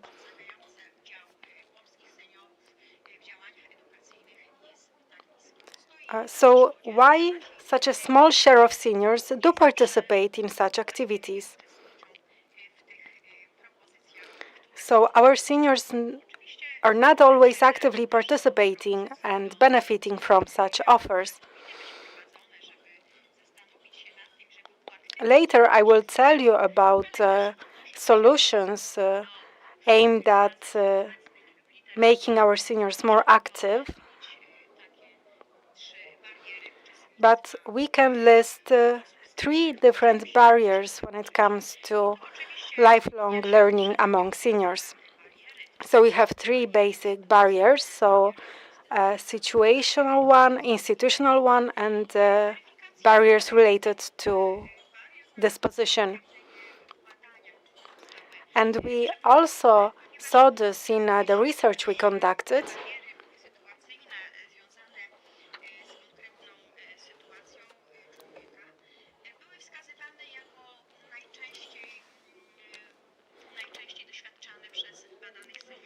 So seniors most often pointed to situational barriers. They were related to work among seniors who are still professionally active. This includes family obligations, because some of the seniors took care of their grandchildren or of other seniors. And other situational barriers include a lack of financial means or problems due to a big distance from educational facilities or related to seniors' digital skills. And now institutional barriers. They are mostly related to the costs of lifelong learning, but we also have certain procedures that prevent some people from participating in some educational activities. I would like to focus mostly on the third category, so barriers related to one's disposition, because having analyzed the answers of our respondents, especially those who indicated they were not interested in participation in different educational offers, because we asked about that, and some seniors said over our lifetime we have been educated enough. It took me 40 years to learn, so now as I'm retired, I'm no longer prepared to continue learning. Some also answered very directly, saying that if I haven't been able to learn something so far, I won't be able to learn it now. For example, in response to the question about their interest in foreign language courses. Some also indicated they wouldn't need those skills anymore. So, talking about the third category of barriers, I would like to emphasize the issue of motivation, because there is a very close connection between motivation and dispositional barriers. Having analyzed the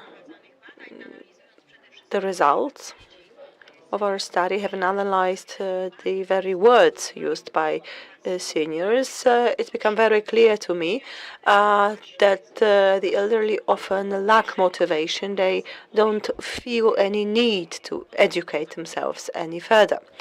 If, however, they do take up some educational activities, this is due to their emotional needs. It's not like they want to obtain any new skills that will allow them to take up a job, for example. No. They simply want to learn or enjoy learning. Initially, in my presentation, I said, and I want to reiterate it with full responsibility as an educator, I believe that in the school education process, we fail to emphasize the importance of lifelong learning. This is an important message to parents, to educators, to teachers.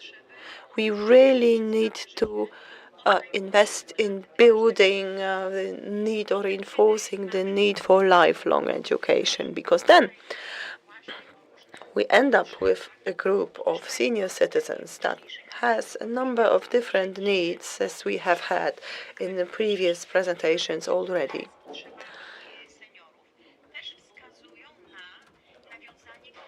And it turns out that emotional relations with other peoples are among those needs.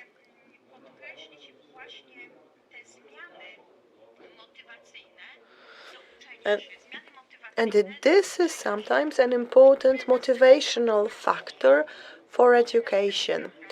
The motivations for education change over time, change as we age. At a younger age, we want to learn because perhaps we want to change a job, we want to develop new skills, we want to be more active on the labor market. As we age, however, the motivations change. When we decide to learn, to participate in education, This is mainly due to the wish to remain independent or due to an authentic wish to participate and not because someone controls us and tells us to. This is due to the wish to feel competent. This is due to the wish to feel relevant or to feel that what I'm doing is needed or significant.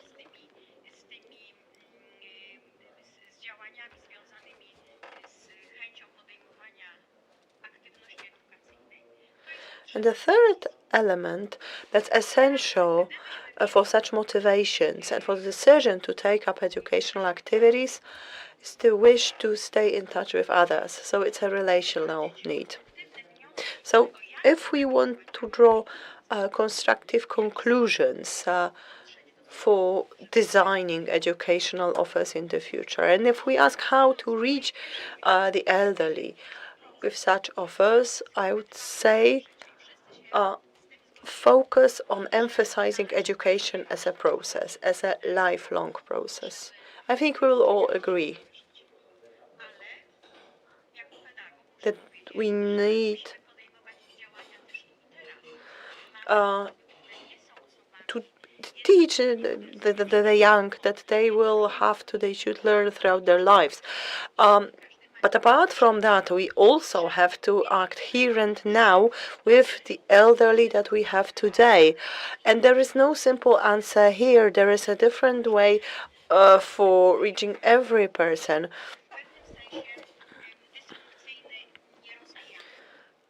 So, in order to avoid dysfunctions and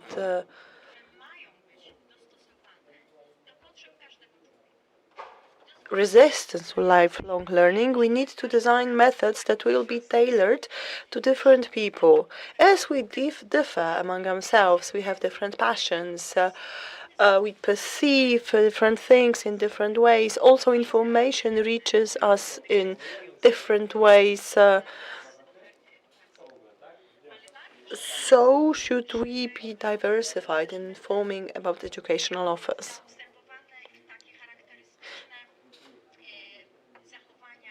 It's also important to observe some characteristic behaviors of the elderly. And based on that, we should develop new models of education and of assistance.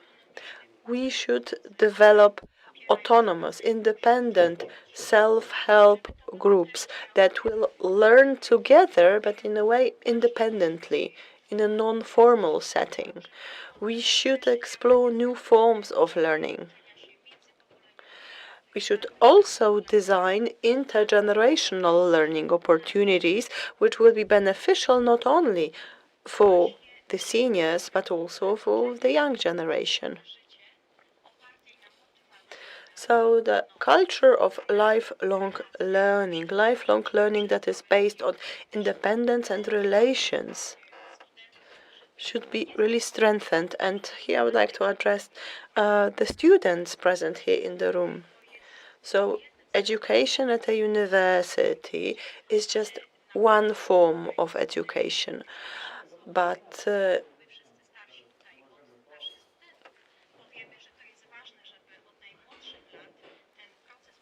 older among us, the seniors and people who are simply older than students, will probably all agree that we have to complement it with a number of other components and form of education so that we can contribute to a lifelong learning process. Thank you very much.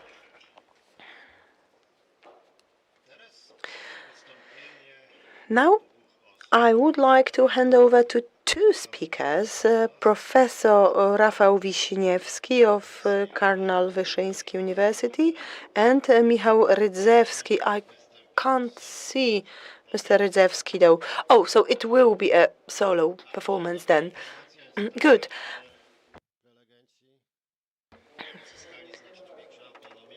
The good news is that our speakers have, meanwhile, become more autonomous in the sense that the remote control has been fixed, so you can change your slides yourself. So the floor is yours, Professor.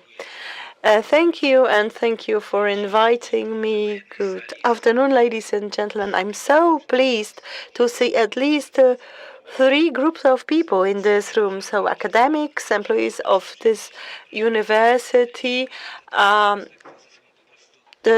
seniors, and students, and also self-government. Yes, of course. So let's say four groups of people. Now, in general, I'm so pleased to see that in this room we have also intermingled. It's not that each group just keeps to themselves. As a sociologist, I'm very glad to see some mingling. Let me begin by saying that participation in culture has been quite deeply explored in sociological theory. In Siciński, Tyszka, Kłoskowska, Leszek Korporowicz, just several scholars who have done a lot of research with this regard.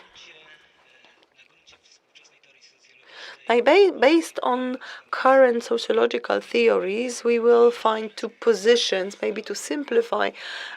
On the one hand, there will be the individualistic approach. Backlash, Giddens write about it.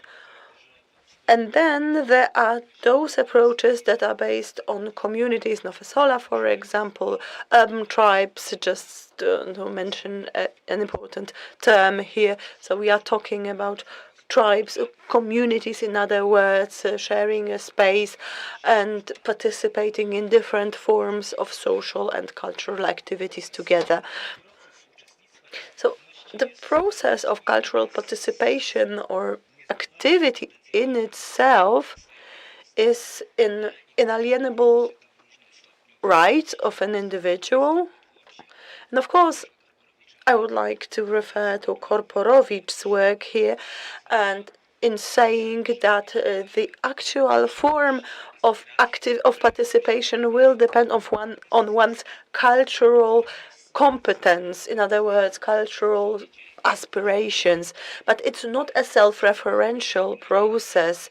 There is always a debate about to which degree this capacity to participate in culture is inborn, and to what degree is it related to culture. I think these two areas overlap. On the one hand, humans are able to develop, to evolve, to transgress. On the other hand, there are certain biological predispositions that make some forms of participation in culture possible and others not. This slide has been divided into four sectors. They represent an active and passive approach. And we are not looking for convergences here. Of course, it would be possible to have individual categories overlap to a certain extent, but that's not the point here. Our research suggests that the elderly are mostly involved in passive and individual forms of participation, such as listening to the radio, reading books, using the internet, or watching television. And this is actually confirmed by the study of Statistics Poland, dated 2022, which indeed confirmed that this is the preferred form of participation among senior citizens. But that's not the only possible model. There are also active models. If I remember correctly, last year we had a chance to see different crafts made by the elderly. I think they can be seen until this day in one of our lecture rooms. But crafts, arts, of course, also writing, producing different artifacts, is an active form of individual participation. And then there are active group or community-based activities. So when you organize yourselves and come to Warsaw to listen to lectures, so listening in itself will be passive, but it is pro-social and community-based at the same time. So that would be group and passive, and then of course the final category, active participation in groups. So I quoted the study of Statistics Poland. There's also a study carried out in 2019. Statistics Poland measured the participant. 98% listen to TV, 58 listen to the radio, 58% read books. Especially reading is very interesting to me. Recently, we have seen different libraries develop communal reading events. So this is also attractive to seniors who come to libraries to read together. They also read books aloud, read to their grandchildren, also interesting as a form of participation in culture. But there are also other offers, of course, visiting the cinema, exhibitions, museums, concerts.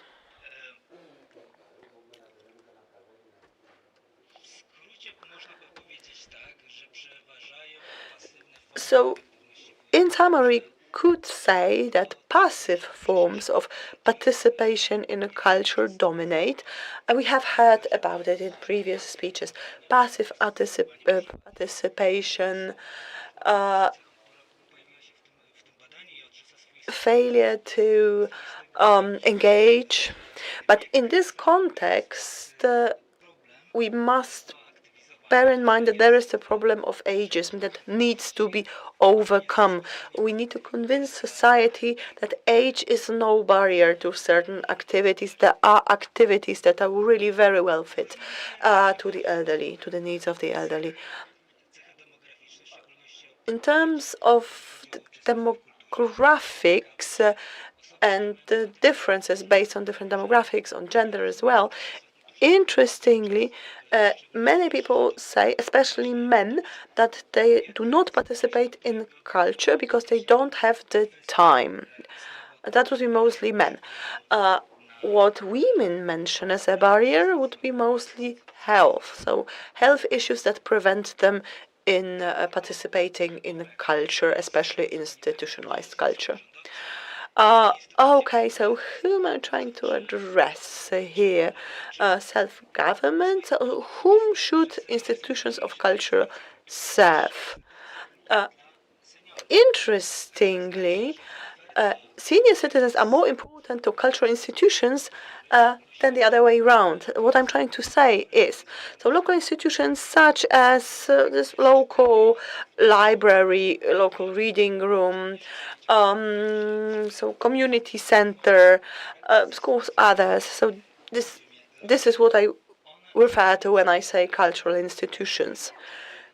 These institutions are on the lookout. They are trying to design an interesting offer for the elderly, and they are challenged because people who are supposed to design this offer are not elderly themselves. So what they come up with may not be adequate to older citizens. So it's become very clear that we need to involve the elderly in design the cultural offer addressed to them. Simply, we have to ask them what they need. Also, we can ask their opinion about the existing cultural offer to answer the question whether or not it serves the elderly or not. So organized participation in culture has an important component that we mentioned before. It is based on social networks, on networks of social relations. So relations with acquaintances, friends, relatives has based on a common denominator, the same challenges, the same motivations, or the same interests it's an interesting starting point for different forms of activation and participation. We analyzed it based on gender, and two patterns emerged. It seems that men need social activities in order to carry out non-institutional activities. What I'm trying to say is that they meet among themselves and they participate in the forms of different forms of culture without institutions being involved. For women, it is different. So when they meet with friends, acquaintances, they look for more institutionalized forms of culture. I think this conference serves as the best example when we see who has come to this conference. So, what are the key messages? Oh, key conclusion. The participation of the elderly in culture remains relatively low. Among the existing forms of participation, passive participation prevails. Szerszego rozpoznania. That's a topic that needs further studies. But this is rather an individual form rather than a communal one, and this is confirmed by the main statistical office. And they are informal.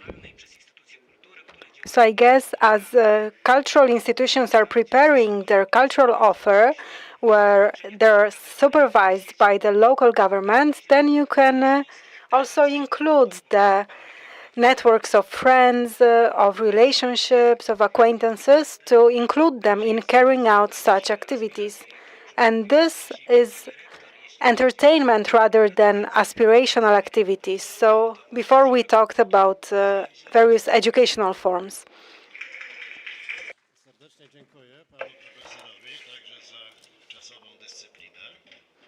Thank you so much. Also for sticking to the time limit. And now Dr. Martyna Kawińska, also from the Cardinal Stefan Wyszyński University.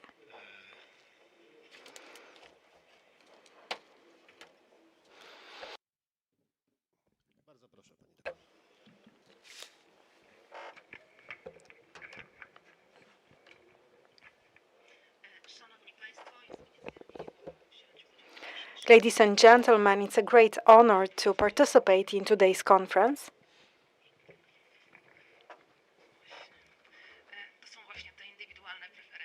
Here we see individual preferences.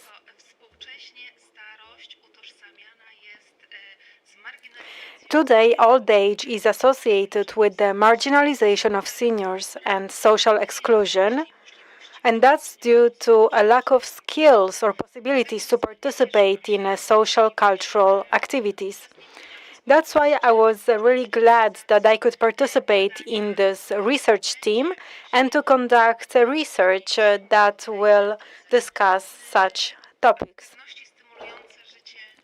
So activities fostering physical and mental well-being of seniors. That's the title of my presentation. And I would like to focus on the data that we got during this research conducted on a very large sample. So most elderly people do not work professionally. They do not have to take care of their children, who are usually adults and are self-sufficient. So they have access to a scope of activities to fill their time. And the activities undertaken by seniors varies. It depends on their lifestyle, on their preferences. The need to stay active is one of the basic human needs. And this influences our chance to play our family, social, professional roles. And among activities that are important for seniors, the most important ones are physical exercise, which help them to stay physically fit, as well as educational activities which foster mental health. Intellectual activities allow seniors to meet their cognitive needs, and social activities increase the likelihood of a longer self-sufficiency. So we have various activities that stimulate our bodies, our minds, and they promote social contacts, they increase physical fitness, mobility, and also life satisfaction. So everyday physical activity combined with intellectual activity with exercises allows for a better physical fitness. Here we compared various social activities, and we started by comparing whether their activity of the respondents has changed over the course of the past 5 years. So almost 60% of respondents said that their activity has decreased, and this was more common among women. It should not come as a surprise that the activity level decreased as people got older. Over 40% of seniors aged 85 and more, but it's quite worrying that almost half of the respondents aged between 60 and 65 have come to similar conclusions. We also checked how often seniors undertook various activities in the previous months. So people who stay in touch with their family, their friends, handle stress better, they have a better self-worth, and they are just in a better shape. So close social contacts will translate into various activities that accompany seniors throughout their life. And there was a question about staying in touch with your family and your friends that will also impact the kind of activities that they undertake. So almost 70% of our respondents stay in constant touch with their families. They meet with their family members at least several times a week. But some of them do not meet with their families at all. They also enjoy social activities. Half of the seniors had the chance to participate in social activities at least several times a week.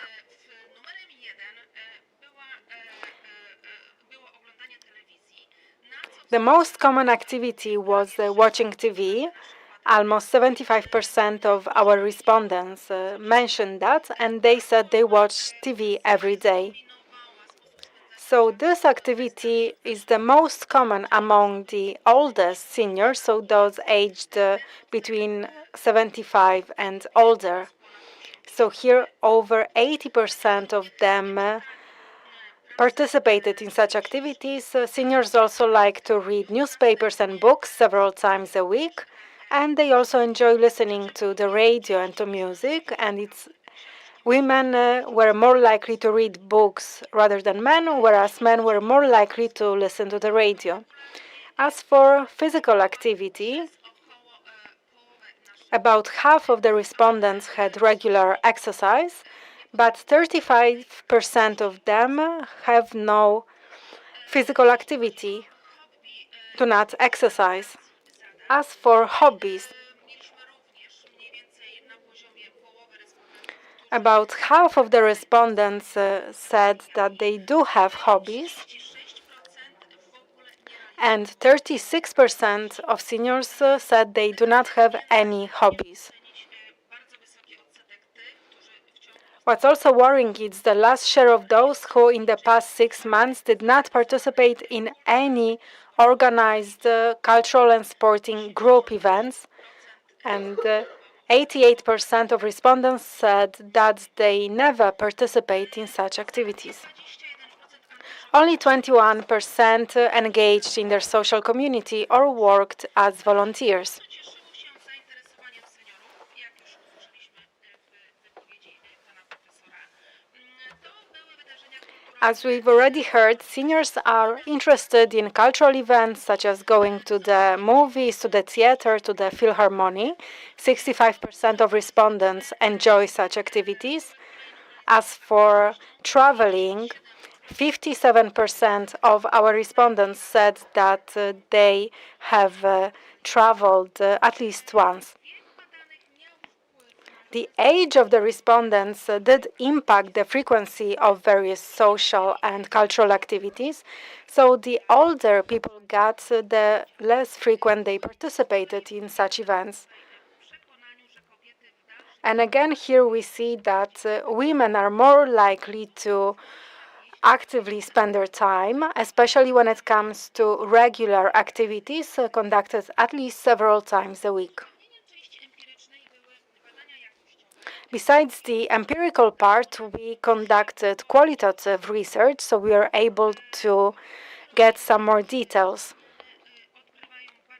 So family contacts are very important in the life of seniors, and usually they take the form of meetings with their family. When it comes to children, they usually meet in person, especially if they all live nearby. And if the distance between them is long, then direct contacts are replaced by those done by remote technologies.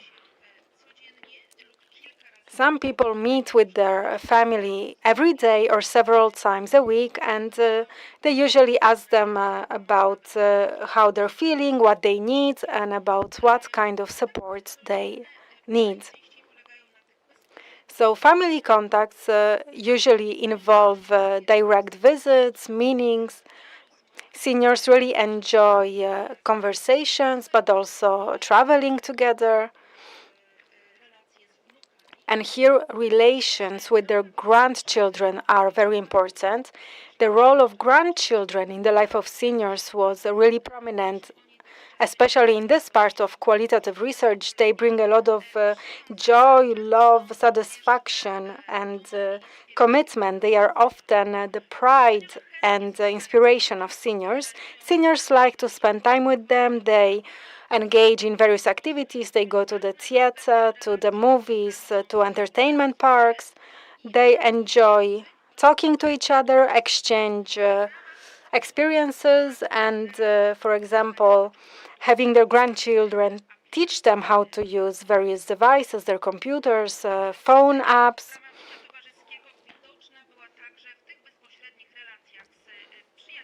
And this was seen also in their direct relations with their friends, acquaintances, neighbors,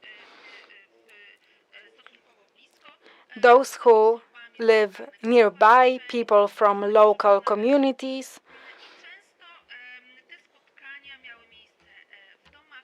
And quite often these meetings took place in homes, so people would drink coffee and talk, or they were meeting in recreational lands, or they engaged in various physical activities. They enjoy going together to the movies, to the theater, to the Philharmonics. They also enjoy talking on the phone to maintain their contacts. And seniors had a very positive view of their neighborly relations, especially when it comes to so-called neighborly help. So we can assume that social contacts are important to seniors. They provide them with support, with a sense of acceptance, they increase their self-worth, and they also provide entertainment, but they prevent loneliness. So active ways of spending time were also analyzed qualitatively, and here we found a confirmation that they enjoy physical activities as well as more stationary activities. So they enjoy going for walks, riding on the bike, going to swimming pools, doing some gardening, And among physical activities, they especially like walks and riding their bike. They appreciated aerobics, Nordic walking, or doing some gardening. Some even engaged in some more extreme sports, such as skiing, diving, or motor rides. As for physical exercise, so it was either done regularly or not at all, depending on their health condition and depending on the weather. And in terms of educational activities, it was carried out by a small group of seniors and usually in the shape of various trainings, classes, and trainings related to their professional activities. Most of needs to be active. Some mentioned financial limitations, and this answer was more often given by women. As for barriers to educational activities, seniors mentioned a lack of an offer, time limits, transportation limits, or age limits of a lack of companions. And now the conclusion. So seniors are aware of the passing time, which is impacting the activities they undertake in a negative way. They are usually more educated than those from previous generations, and they are aware of changes stemming from aging, and that impacts the kind of activities that they undertake. They still prefer a passive way of spending time, but we should be glad that they also enjoy various types of physical activity, but they either fully engage in such efforts or they do not engage in them at all. And they are more likely to engage in individual rather than in group activities. So we see that we have to enhance activities aimed at mobilizing such seniors, but also change our approach towards old age. We should focus on active, conscious activity and to promote the need to be active because we are the ones who are responsible for the quality of our aging.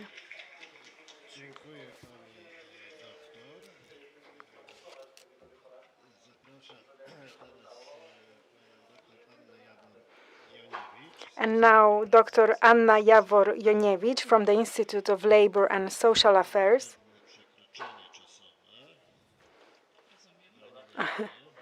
We have a delay again, but it's not Anna's fault,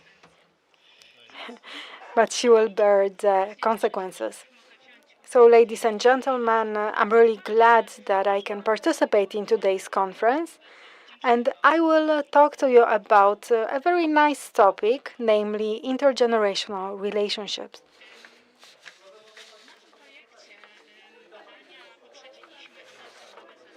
So we started by analyzing the already available data, and we drew one conclusion, that with the passage of time, when we become older, our networks of contacts are just naturally shrinking, they are phasing out. We have a limited number of contacts, and in such a context, the significance of family relationships increases. So in quantitative research, we focused on intergenerational relations. So we focused on relations within the family, whereas in qualitative research, we looked at it in more detail and we went beyond family relations. So as we analyze intergenerational relations, we focused on four main aspects. So first of all, we wanted to find an answer to the question, who are seniors staying in touch with and which generation they're from, what's the frequency of intergenerational contacts, and what do they do, what's the character of such relations, and what do they bring to the senior's life. As to the question, who are they staying in touch in terms of intergenerational relations, this should not come as a surprise. It's most often their children, grandchildren, and also great-grandchildren, because about 14% of respondents already had great-grandchildren. Then they also meet with their siblings. Sometimes the age difference is quite big between our seniors and their younger brothers and sisters, or they may have older brothers and sisters. And qualitative research shows that as part of intergenerational relations, seniors are also staying in touch with children of their siblings, so with their nieces and nephews, but also with their cousins. And they may be older or younger, as well as people from outside the family, such as their godchildren. Przez profesora Bednarskiego wcześniej. So, some of the people we talked about belong to the previously mentioned sandwich generation. Not only do they have to take care of their children and grandchildren, but also their parents, who are sometimes older than 80 years old, which may pose a significant challenge. We can just imagine how hard it must be to an older person having their own ailments and at the same time tasked with taking care of a parent or parents. Some of the reports we've heard were quite dramatic. In terms of relationships, with children and grandchildren, the contact is relatively frequent, several times a week, every day. There is a significant difference between men and women. For women, it will be every day, for men, several times a week. These relations are not always direct. Of course, if they live close to one another, they see each other in person. If the distance is bigger, they talk on the phone or send messages, either text messages or using a messenger on a regular basis. In any case, they stay in touch.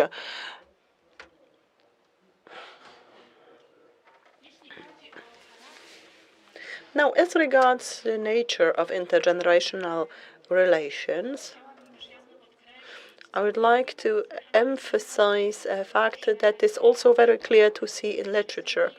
The quality of relations, the frequency of relations is strongly affected by our past experiences.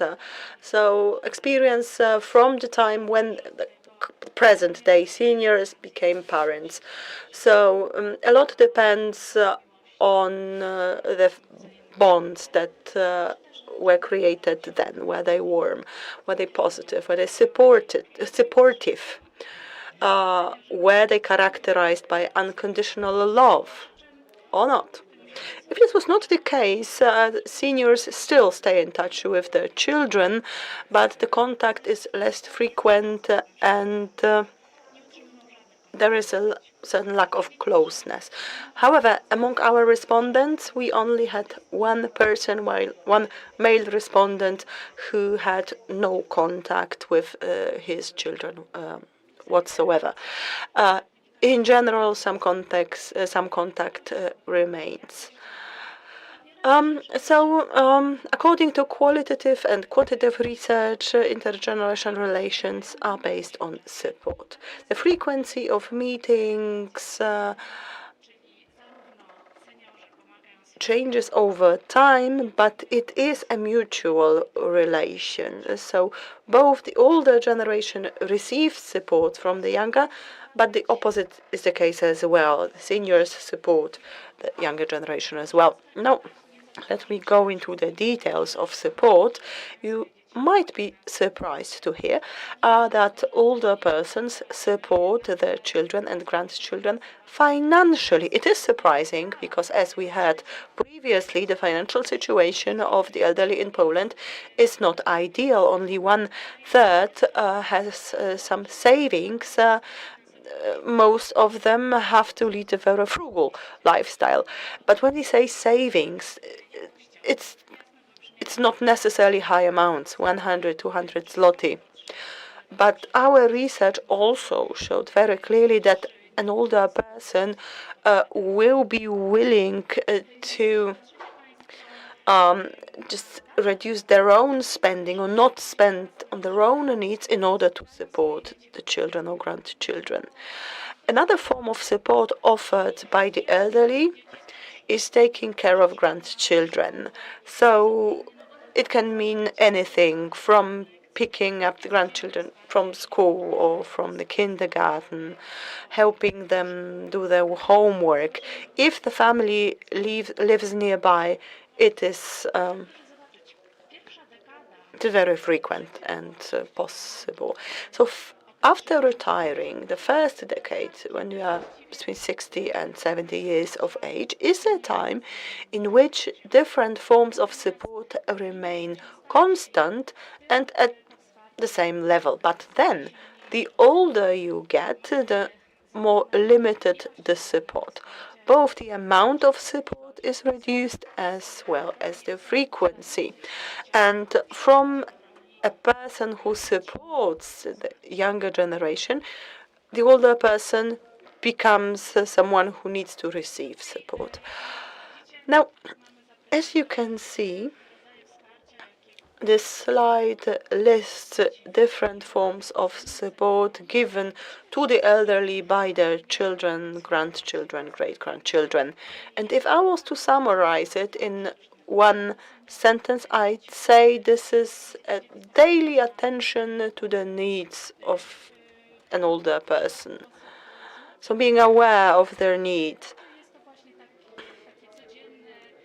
So in the case of the younger generation, it's very simple. They say, okay, I'm here. If you need anything, just let me know. I can come. So it's very simple, maybe not committal. But then as time passes and in the older age groups, it becomes more tangible. So it's supposed in daily needs, doing the shopping for someone, or maybe bringing the older person to the doctors or to an office, or some daily chores. But this item also covers preparing food for an older person. If you are interested in financial support, because it seems that the younger generation should support the older generation financially, the younger generation is normally active in the labor force. However, it is very rare that young people support older people. Actually, the opposite is often the case. The old support the young. So, what do seniors get from intergenerational relations? Well, what they get is meaning in life, a feeling that you matter to someone. So when we are no longer active in the workplace, many people realize that they have no friends, they have no hobbies, that nobody sees them, and this is a gap that can be filled but by their family, especially by the grandchildren. It is the grandchildren that give the old people wish to live, a sort of drive. They remind them that they still have a lot to give to the young generation. I'm sorry, wrong side, but yes, that's what I wanted to show you. So grandchildren show seniors that they have something to share. They can share their knowledge and experience, and this category also includes the transfer of family values, transfer of family history. So seniors, in this sense, have an impact on the development of morality and ethics in the youngest generation. It is also very significant and became very clear in the findings from the qualitative study. In summary, I'll switch to the language of economics. and say that if we ask ourselves how to invest or what to invest in order to be secure in the future, in the old age, I'd say invest in having children. Because it is thanks to children that you have a better quality of life, better physical and psychological condition. You have a meaning in life, you feel loved. Qualitative studies also showed, but we will have to dive deeper into this issue. The situation of childless people, especially widows and widowers, is really dramatic. So having children, so this is something I would like to leave you with, especially the students in the room.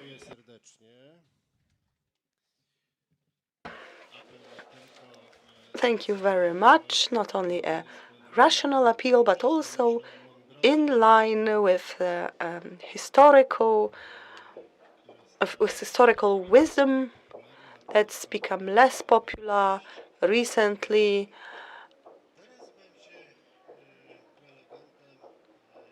Probably for the worse. Now, the next speaker, Professor Rafał Bednarczyk, in the first session, he was our moderator. Now it is his turn to take the floor as our speaker.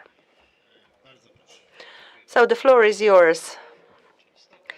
Thank you. I'll have to start my stopwatch to mind the time. I'm very glad to be able to share with you some research findings on the topic of religiosity or religious life fit for contemporary seniors. So the starting point should be the word religiousness, so being religious itself, because it is a complex notion that refers to many different activities or actions inside a person, but it also refers to certain social interactions which reflects human need for spirituality, for transcendency, for contact with God, a transcendent person. And it can be, these needs can be fulfilled in a standard or traditional way, something we learn at home, in our culture. So these are certain interactions with institutions such as the church. In church, there are certain standards and forms, and for some people it fulfills their needs, but there are also other forms of experiencing one's religious belief, and these forms are more individual, more sublime, if you will, stemming from somebody's individual choice, because it is me, myself, who decide what I find valuable in spiritual development. So this can be pilgrimage, different retreats, schools of spirituality, Bible classes. So there are many different forms. In our research, we focused on the most typical manifestations of religious belief without asking about the more individual forms of satisfying one's spiritual needs. And now, after this introduction, I would like to present you with some findings from our study. Of course, it is just a preliminary presentation. You will be able to find more information in the book, which is coming. In general, you can say that the elderly are religious. Religion and faith is important to as much as 69.8% of the respondents. So for almost 70% religion is important. 10% are atheists, or people who believe that religion is not important, they don't feel they need religion. An important conclusion to all of us, so the issue of religion and religious belief is closely connected to the well-being of the elderly, and if we want to offer them a certain level of comfort, we must not forget the religious needs. On this slide, I would like to show you the most frequent forms of satisfying one's religious needs. Just an overview, because it ranges from prayer, church service, usually a holy mass, confession, but also watching religious services in the media, reading religious content on the internet. And you have to say that a high percentage of seniors declare they pray on a regular basis, as much as 83%.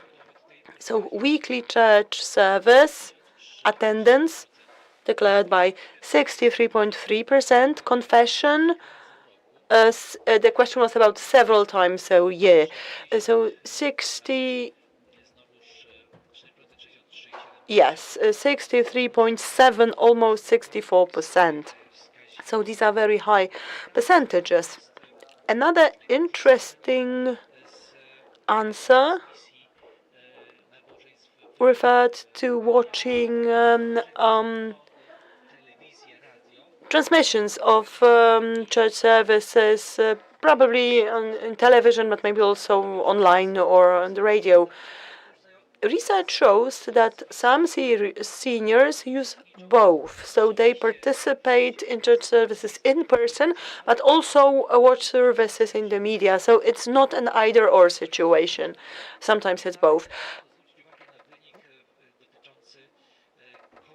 And also, I would like to emphasize the first result. 20%, more than 20% read or watch religious content online.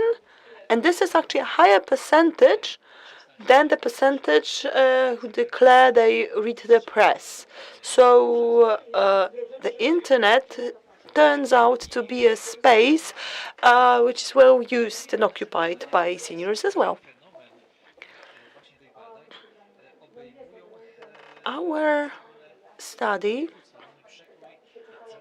covered the entire territory of Poland, so we also have a regional split between individual voivodeships, so we can compare religious belief and behaviors in the different regions. So, for example, frequency of private prayer between 93%, in which voivodeship? Lublin. The voivodeship Lublin, not Subcarpathian or Lesser Poland. It is Lublin with 93%, the Western Pomeranian 66.7%. So the difference is 25%. How about Mazovia? 74%.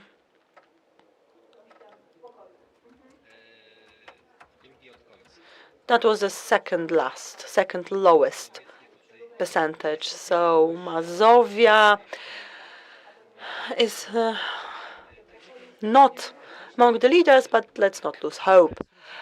So there are significant differences as regards prayer. We also compared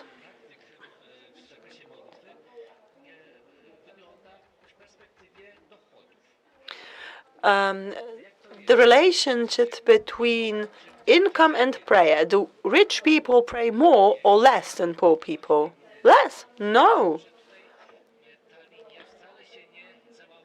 So we don't see any significant break here in this line. Actually, the rich are slightly ahead in front of the second category. So those with the income higher than 10,000 zloty per household declare 80%, 0.8% declare they pray on daily basis, and the second biggest category, 80%, 80.6%, so 0.2% difference.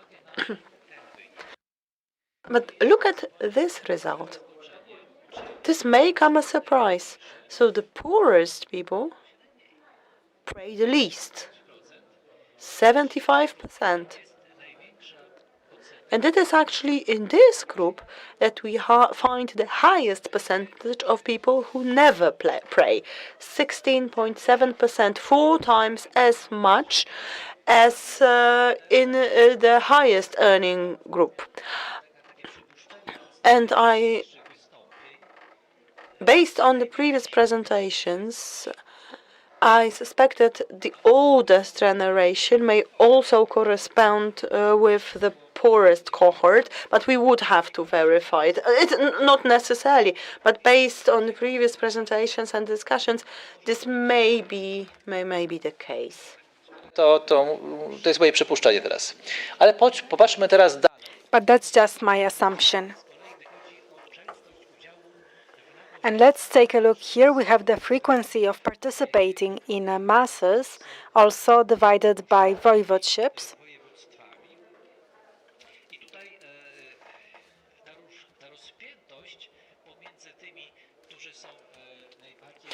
And we see that difference between those who frequent them most regularly and those who do not. The difference is 30%.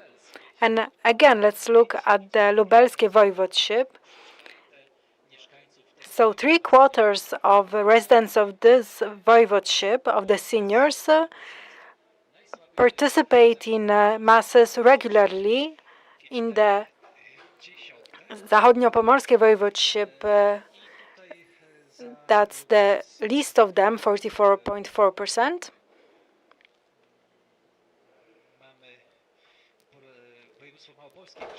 Then we have the Małopolskie and Silesia voivodeship. That's the third one from the top. Whereas the weakest voivodeships here are the Mazowieckie and Łódzkie. Even the Łódzkie voivodeship is ahead of us.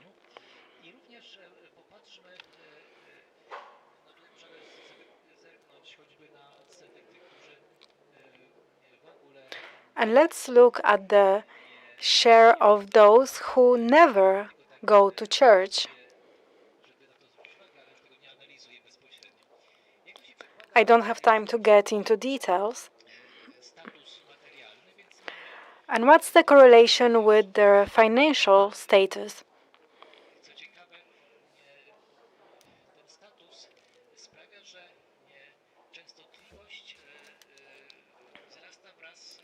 And what's interesting is that the frequency increases along with the income. So the smallest number is the one below 1,000%, then it increases up to 71%. That's the group that attends masses most frequently.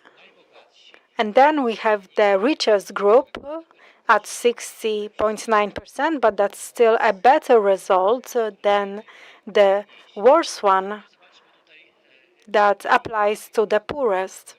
And 55% never attend church.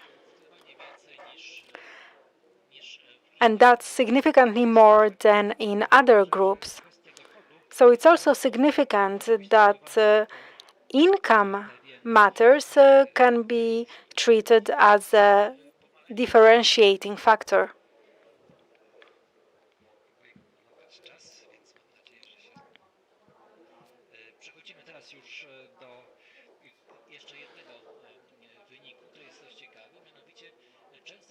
And another interesting result.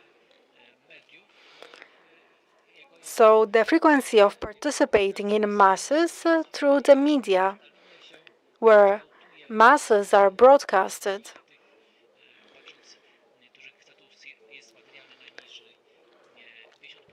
And also, it's 50% among those with the lowest income, and then it gradually decreases. So the higher the income, the less frequent participation in such broadcasts. So here the difference is quite clear.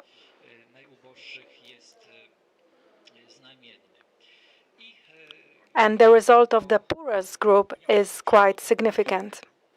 So let's move to conclusions.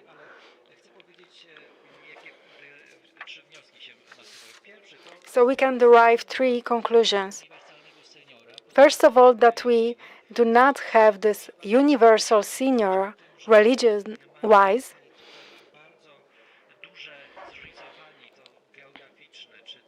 So we have many disparities in terms of geography or education. And we also see that in the religious life or their income. And let's say that what is offered today in terms of religion is not enough. We should think about a different approach, and that's a challenge for the parishes, for the diocese. And we should also try to reach the seniors through the media, since so many of them use this means. In the Zachodniopomorskie Voivodeship, 40% of them attend masses through the media. And this voivodeship was lagging at the bottom in different rankings, whereas here it's at the top. So we see that here there is an untapped potential.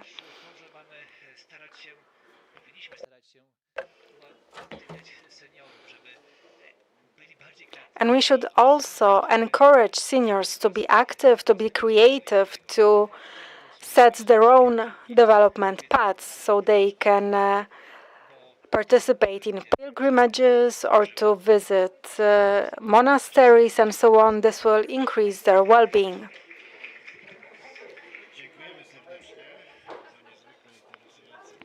Thank you so much. That was really interesting. And we don't know what are they praying for. But if they are praying for money, then we can see that God is quite gracious, at least to most of them. And now the final presentation in this session, Dr. Ewa Czaczkowska.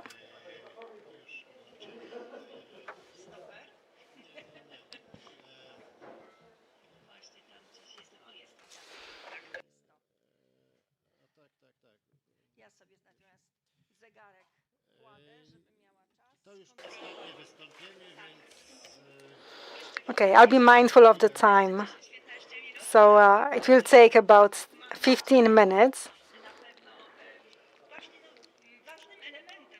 So hopefully I'm last but not least, because an important aspect that impacts the life of seniors is the extent to which they use modern communication and information technologies.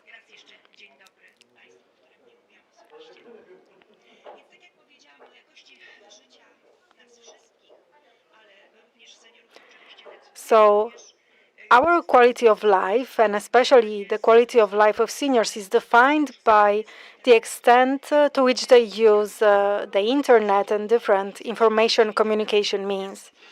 We've been analyzing this for 70 years, but of course digitization took place much later. And research on seniors has not been conducted previously until very recently. So we have to check in what way are they using the new technologies? Do they actually have the relevant devices, and what kind of devices do they have? How do they use the internet?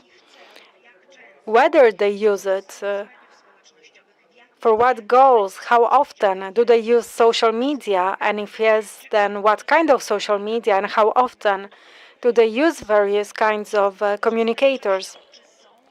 Have they experienced cybercrime? Are they victims of cybercrime? 20% of seniors have experienced that on the internet, and 1 in 3 through the phone.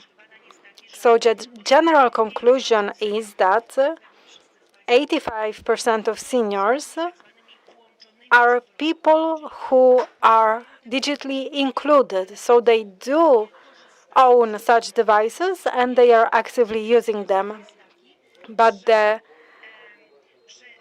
least optimistic conclusion is that most of that 85% are not benefiting from all the possibilities provided by modern information and communication technologies.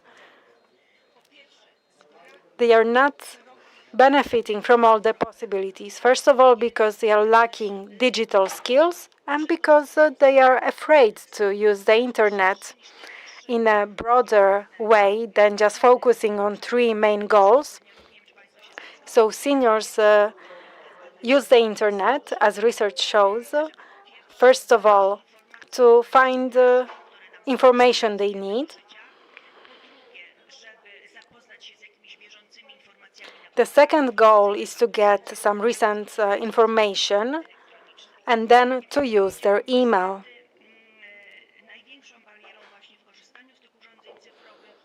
So the greatest barrier when it comes to using digital devices is not their availability, that was the case a decade ago, but lack of digital skills and fear. We have results of many interesting tests and research, but I had to focus on several ones, namely on people who do not use modern communication and information technologies. They do not use such devices. They do not use the internet.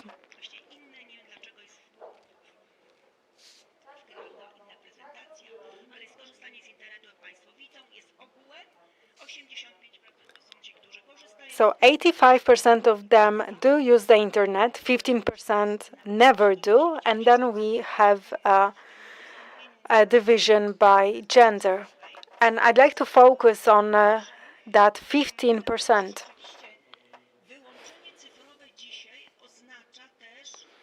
And that's because today digital exclusion means that you have barriers in participating in various parts of social life.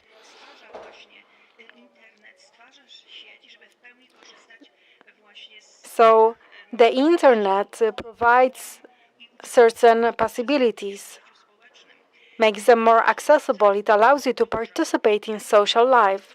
So 15% of those who never use it is quite a large number. And this is more common among the oldest people, aged 85 and older. That's the green bar here. Then we have seniors aged between 80 and 85.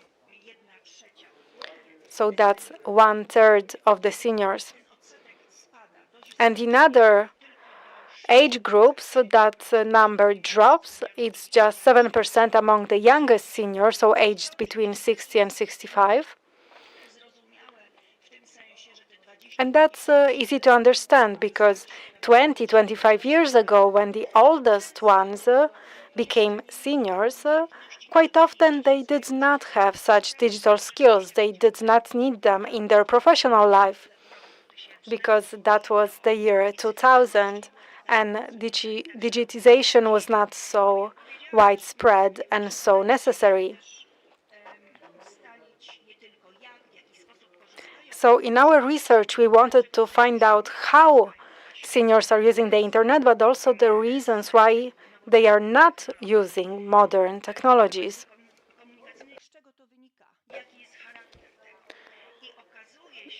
So what's the reason for that? What's the nature of that? And it turns out that the most common reason why seniors do not use the internet is a lack of a need to use computers or mobile devices.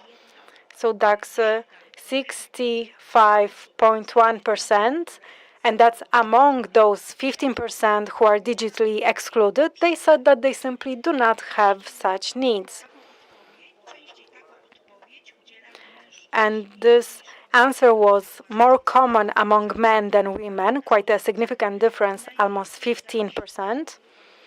And it was most common in two age groups, so 75-80 and 80-85. So that accounts for about three-quarters of people in these groups. And the oldest seniors, so aged 85 and older, were among those who said that they do not need to use such devices less often. So I guess the reason is that for them the true barrier is the lack of digital skills. 85% of them mentioned such a reason. And another most common reason why they are not using the internet is a lack of digital skills. They admitted that themselves. They simply do not know how to do it. And 50% of them cited this reason. This reason was the least common in seniors aged 75 and 80, so not the youngest one, because they were more often pointing to different reasons, and a lack of skills was more common among women than men. Then in qualitative research, we found out that a lack of skills stems from stopping the professional activities where they used to have such skills, but then they've forgotten them. So this is an institutional, or functional digital exclusion. So it happened because people have not been using such skills, certain competences, and that's what happened to our seniors as well. So another reason for not using the internet and mobile devices is the lack of appropriate devices, so computers and other mobile devices. 41.5% of seniors gave such an answer among those who are digitally excluded. This was the most common answer among the group aged 80, 85 and 85 and older.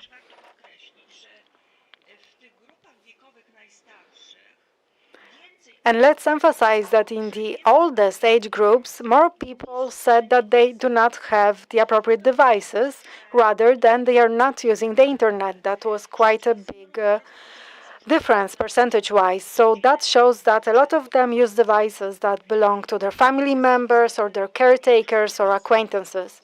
The most common reason why seniors do not use digital devices is fear. They are afraid of using the internet. They are afraid of cyber threats, cyber crime. As I said, 20% of seniors have experienced cybercrime. So those who have had no experiences with the internet are the least afraid of it, maybe because they've never used it. And here the gender is important. Women are more likely to be afraid of using the internet than men. And this is the least common reason in the group aged 85 and older, most common among people aged between 75 and 80. So maybe that is due to the fact that seniors aged between 75 and 80 have a higher awareness of cyber threats than older people, 85 plus, and at the same time they have lower digital skills than younger seniors. That may be a risky explanation, but it may be why.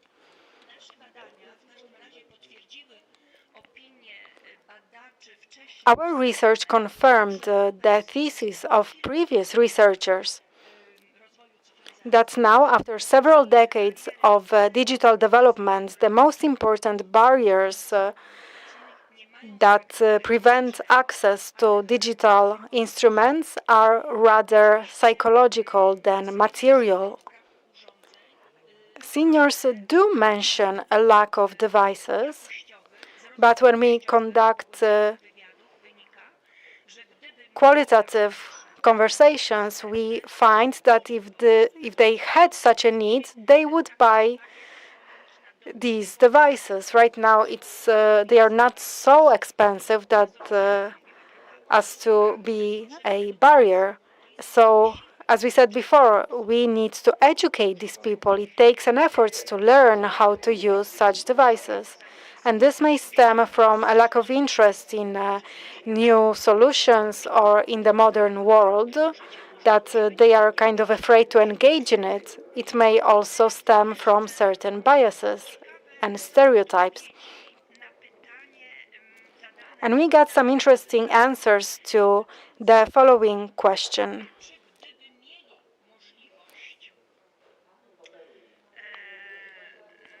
Gdyby mieli możliwość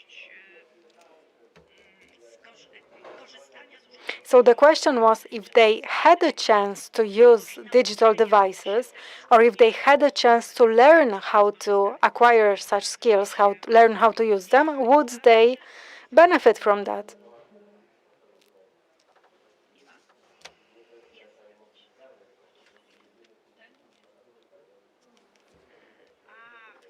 Właśnie, bo to jest, przepraszam Państwa, to jest nie ta prezentacja. Jeszcze jeden slajd. This is not the right presentation. There's a slide missing. So only 33% of seniors who lack digital skills would like to acquire them if they were given such a chance. Whereas the rest, so 2/3, believe that they do not need that, they wouldn't be able to learn how to handle such devices, and then if they need it, their family members will help them, will do it for them. So they say, I don't know how to do it, I don't know how, but my wife or my grandchildren who live with me will help me with that. And I must also tell you that I was quite positively surprised by what I heard from one lady, a senior from the Łódź voivodeship. She's 92 years old. She has no digital devices. She doesn't know how to handle them, but she would like to learn very much. She said, I don't know if I'm still able to learn, but if that would be possible, then of course I would like to, because then I could look at different regions across the world. That would be my only chance to take a look at them. And she said that she would like to learn how to use such digital devices, not from their family members, but from a more official training. That maybe would be more enjoyable to her. So men are more likely to be interested in gaining digital skills. 70% of women did not see a need to acquire such skills, when this one lady was a beautiful exception here. And the group that was most motivated to acquire such skills were seniors in the youngest age groups, so between 60 and 70. So what's important as well, I don't think I have much time left. Oh, we are over. Okay, so two last things. So digital exclusion is more frequent among all the seniors, so 85 plus. And it is also in this age group that people indicate the lack of access to adequate devices. The main reason for digital exclusion of the elderly is the lack of need. So these are psychological reasons. And among many conclusions we have formulated in the hope that they will be used in the future to design the policies for seniors, there is one that I would like to underline. We need programs aimed at overcoming psychological barriers in seniors. So overcoming the belief that they don't need technology in order to show them the opportunities offered by the internet and not used by most seniors, even those whom we would consider digitally included. We need programs that will overcome the fears that prevent seniors from using the internet. We must teach them how to recognize threats and how to cope with them. That would be all from me. Thank you very much for your attention. Thank you very much, Dr. Czaczkowska. And now we are faced with a challenge. Then we've already used up a major portion of the break. According to the program, we should start the international session at 1:30. Can we push it slightly? 10 minutes perhaps? Can we inform our online guests that the international session will be slightly delayed? Yes? Okay, thank you. Then we can break for coffee and we will resume at 22:02. Good afternoon, ladies and gentlemen. I'm opening the third session of this conference. Director Bojanowska emphasized the meaning of this session, which is special as we are going to be joined by international guests. Now, we have invited speakers from other countries who work in the field we are interested in to record their presentations for you. We will play these recordings for you in just a minute. If you need interpretation, you are free to use the headsets. There will be simultaneous interpretation all the time, so you are welcome to use it. So I'm just looking around because I'm looking at the lady who's wearing a jacket and a hood, and I'm just wondering, I'm speechless. So to say, it's really unusual for me.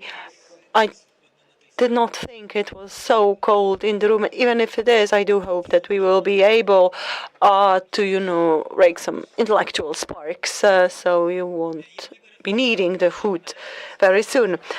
Unfortunately, one of the presentations has been cancelled, so I've left more time for the break, hoping for discussions in the break. And now, without further ado, we are starting with Professor Dr. Grega Straban, Ljubljana University, expert of the European Commission. He's going to talk the future of pension systems in a European perspective.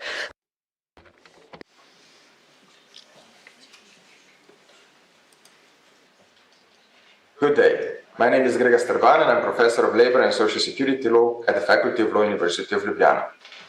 The question I will try to respond today concerns the future of public pension systems. Do they have one, or have they become obsolete? One of the fundamental questions related to Social Security is who is responsible for providing income security when costs are disproportionately raised or earned income is reduced or lost due to one of the risks of living, including old age, or a specific situation of need. Is it the duty of legal subject governed by civil law, such as individuals, him or herself, or families, employers, or private insurances? Or is the responsibility of legal subjects governed by public law, such as the state, public institutes, and local communities? Until a couple of decades ago, we could witness not only the trend of juridification, but also of deprivatization or socialization of social security, of income security. Arrangements governed by public law were given priority over the private law solutions, at least in Europe. Has the trend reversed? The legal nature of social risk of old age has changed over time. When the state-organized old age insurance was first introduced, old age as a social risk was based on a presumption of disability. In German old age insurance scheme from 1889, the retirement age was set at 70 years, while average life expectancy was only 58 years, and average time of drawing a pension was not exceeding 2 years. Such perception of a social risk of old age is now outdated. Today, it is perceived as an outcome of societal consensus, determined by the legislative act, at which economic activity of a person is no longer required, and may, if so desired, or is under obligation to in certain countries, retire. The purpose of pension insurance is to enable receiving an old age pension at a normal state of health. It is one of the outcomes of wealthier societies and medical progress, which enable us to live longer, at least on average. Hence, old age should present a happy moment in life, because a happy risk. Our French colleague would say risque heureux, not risque malheureux.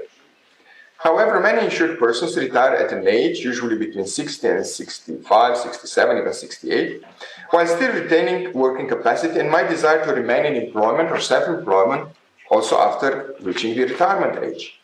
The question then is whether such persons could remain economically active and receive partial or full pension at the same time. Moreover, in many countries, work of pensioners up to a certain income or above a certain age is admissible. Providing a pension at a certain age, regardless of whether income is lost or reduced or not, is a feature of private insurances, a so-called endowment policy. From a social security point of view, paying a certain amount from public pension insurance next to full salary after reaching a certain age might be perceived more as an active employment measure, promoting a certain economic activity of elderly, and not a pension as such, which is, according to its legal nature, a longer-term income replacement benefit. Moreover, the core principle of solidarity might be questioned. Younger, active population is financing pension of persons who do not actually need them, since there is no loss or reduction of income from their economic activity. In no other social security scheme are benefits provided without the social risk being materialized or at least threatened. For instance, we do not receive a package of medicines if not being sick in a given year, or unemployment benefit when voluntarily unemployed, or family benefit without a child. Although during COVID-19 it was possible to stay at home for several days even without visiting a medical doctor. Elderly workers and self-employed persons are free to continue working as long as they want and are able to. However, there is no need for income replacement, an old age pension, if income is not reduced. Any other interpretation might oppose the fundamental human right to social security. Receiving a benefit at a certain age, just because you have contributed towards social insurance, is more characteristic of private insurances. And private insurance elements could also be detected in other proposals, such as non-financially or notionally defined contribution pension schemes. Defined contribution schemes with either funded or fictitious pension accounts may ignore solidarity as a cornerstone of every social security scheme. The question is whether such individualized and slightly populistic interpretation is justified. No one can live alone in complete isolation of others. There are advantages in living in national and European societies, and solidarity is a connecting tissue among members of such societies, among people. We are of distinctive personal circumstances. Some are old, some are young, able-bodied, disabled, healthy and sick, with or without children, with higher or lower income, or of distinctive gender. There are advantages of social insurance schemes based on solidarity and contributing towards substantive equality in our societies. Of course, the only constant thing in life is change, and retirement ages, pension periods, and calculation methods of pensions will be dynamically adjusted to the social changes, including increased life expectancy. But public pension systems will have to be around also in 20 and 40 years' time. Thank you for your attention. I am Piotr Naszewski, representing St. Mary's Institute from Dublin and Ireland. Over the course of this event, we will share insights, foster collaboration, and present actionable strategies to uplift mental health and enhance social involvement of older adults. As our population ages, it's more important than ever to address the well-being of older adults.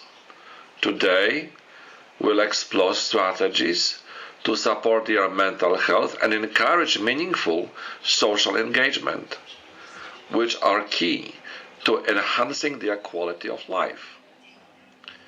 Thank you for joining us in this vital presentation. Your participation is crucial as we work together to create a more inclusive and supportive community for our aging population. Adults age 65 and over, currently make up about 16.5% of the population in England, 16.8% in Scotland, and 21.3% in Wales. The number of people over retirement age is growing, together with an increase in lifespan, so that more of those alive today will live into their late 80s and 90s. This trend presents a great deal of challenges for policymakers and stakeholders, for individuals themselves, and for society as a whole. Adverse life circumstances can have a negative impact on mental health of old people. Allow me to list a few. Social isolation, loneliness, sensitivity. These are significant issues when existing policies and services need to support mental health of old people. One of such, and possibly the most popular policies, is in the social involvement of the elderly.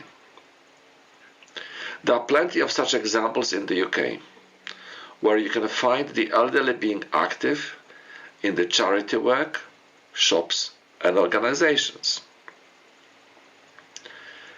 Despite limitations in current data, it is clear that the prevailing government figures on living standards, social participation, dependence on the state, and problems of loneliness, personal fulfillment, and mental health are areas of real concern, concentrated at the older end of the age continuum.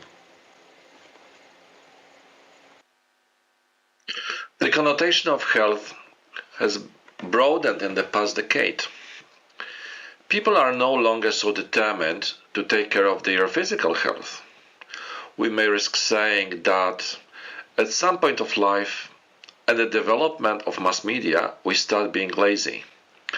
The obesity rate among the elderly above 65 is roughly below 32.4%, and it gradually decreases with age. This may confirm the research that healthy people, socially active, live longer. There are also growing expectations from the provisions of information and facilities that can be used to improve mental health. One of such aspects is social involvement of old people. I think we can say today that positive aspects of aging are no longer ignored. Mental health becomes something more than freedom from lifelong illness. In contrary, poor mental health can also be linked to life trauma, hard life circumstances, and lack of social support. Enabling people to be actively involved and responsible for their decision-making process helps to promote their high self-esteem. In other words, encouraging different initiatives developed for and by the elderly fosters their social involvement.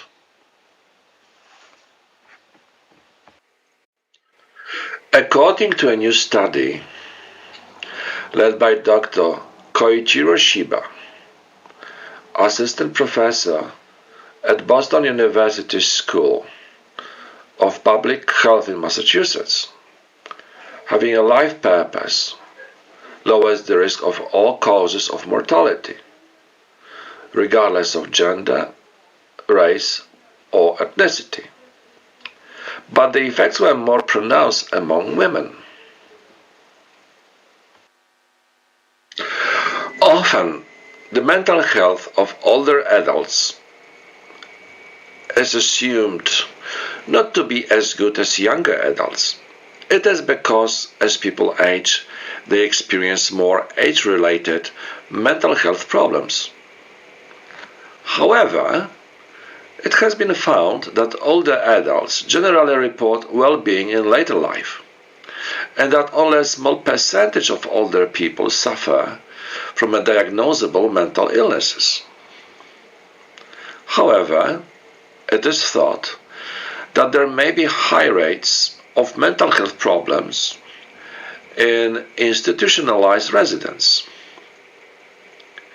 Depressive disorders are overrepresented, as many older people are socially isolated and struggling with personal losses, such as bereavement, retirement, and declining physical health. Other reasons could include increasing dependency, pain, and poor nutrition. Many mental health problems are preventable, and there are effective interventions to overcome some problems faced by the elderly. When we look at the basic British principles guiding the health and social care policies and performance for the elderly, we talk about a balanced lifestyle that includes mental, social, and physical health. However, the overall situation regarding the discussed concept of promoting mental health and social involvement of old people in the UK is also strongly influenced by the current health and social care crisis. British Geriatric Society states that the current health and social care crisis affects the whole of society, but has greatest impact on older people.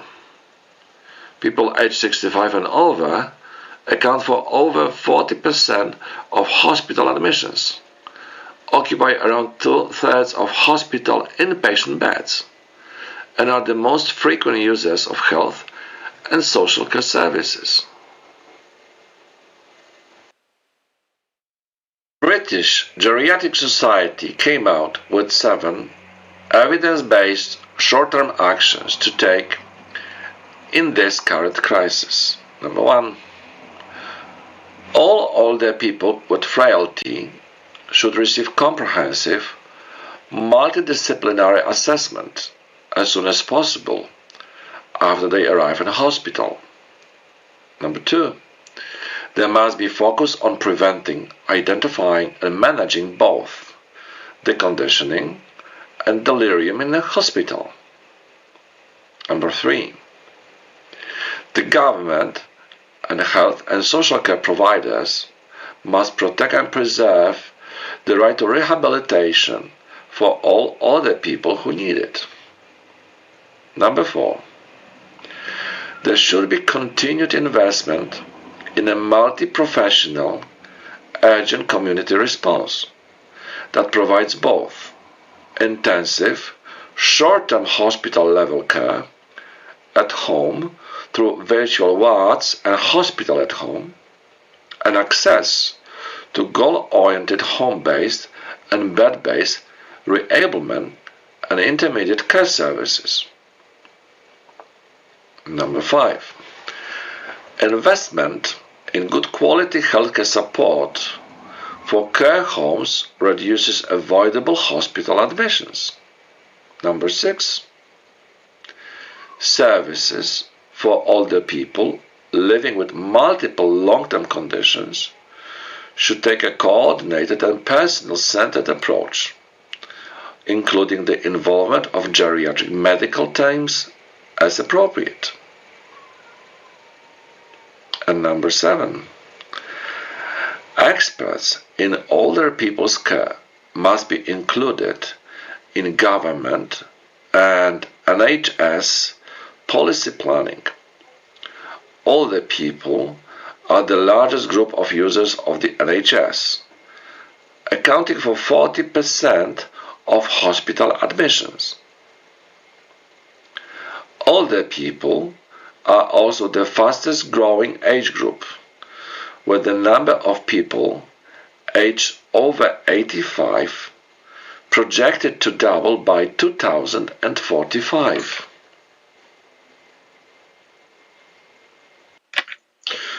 Professor Andrew Elder, president of the Royal College of Physicians in Edinburgh, said,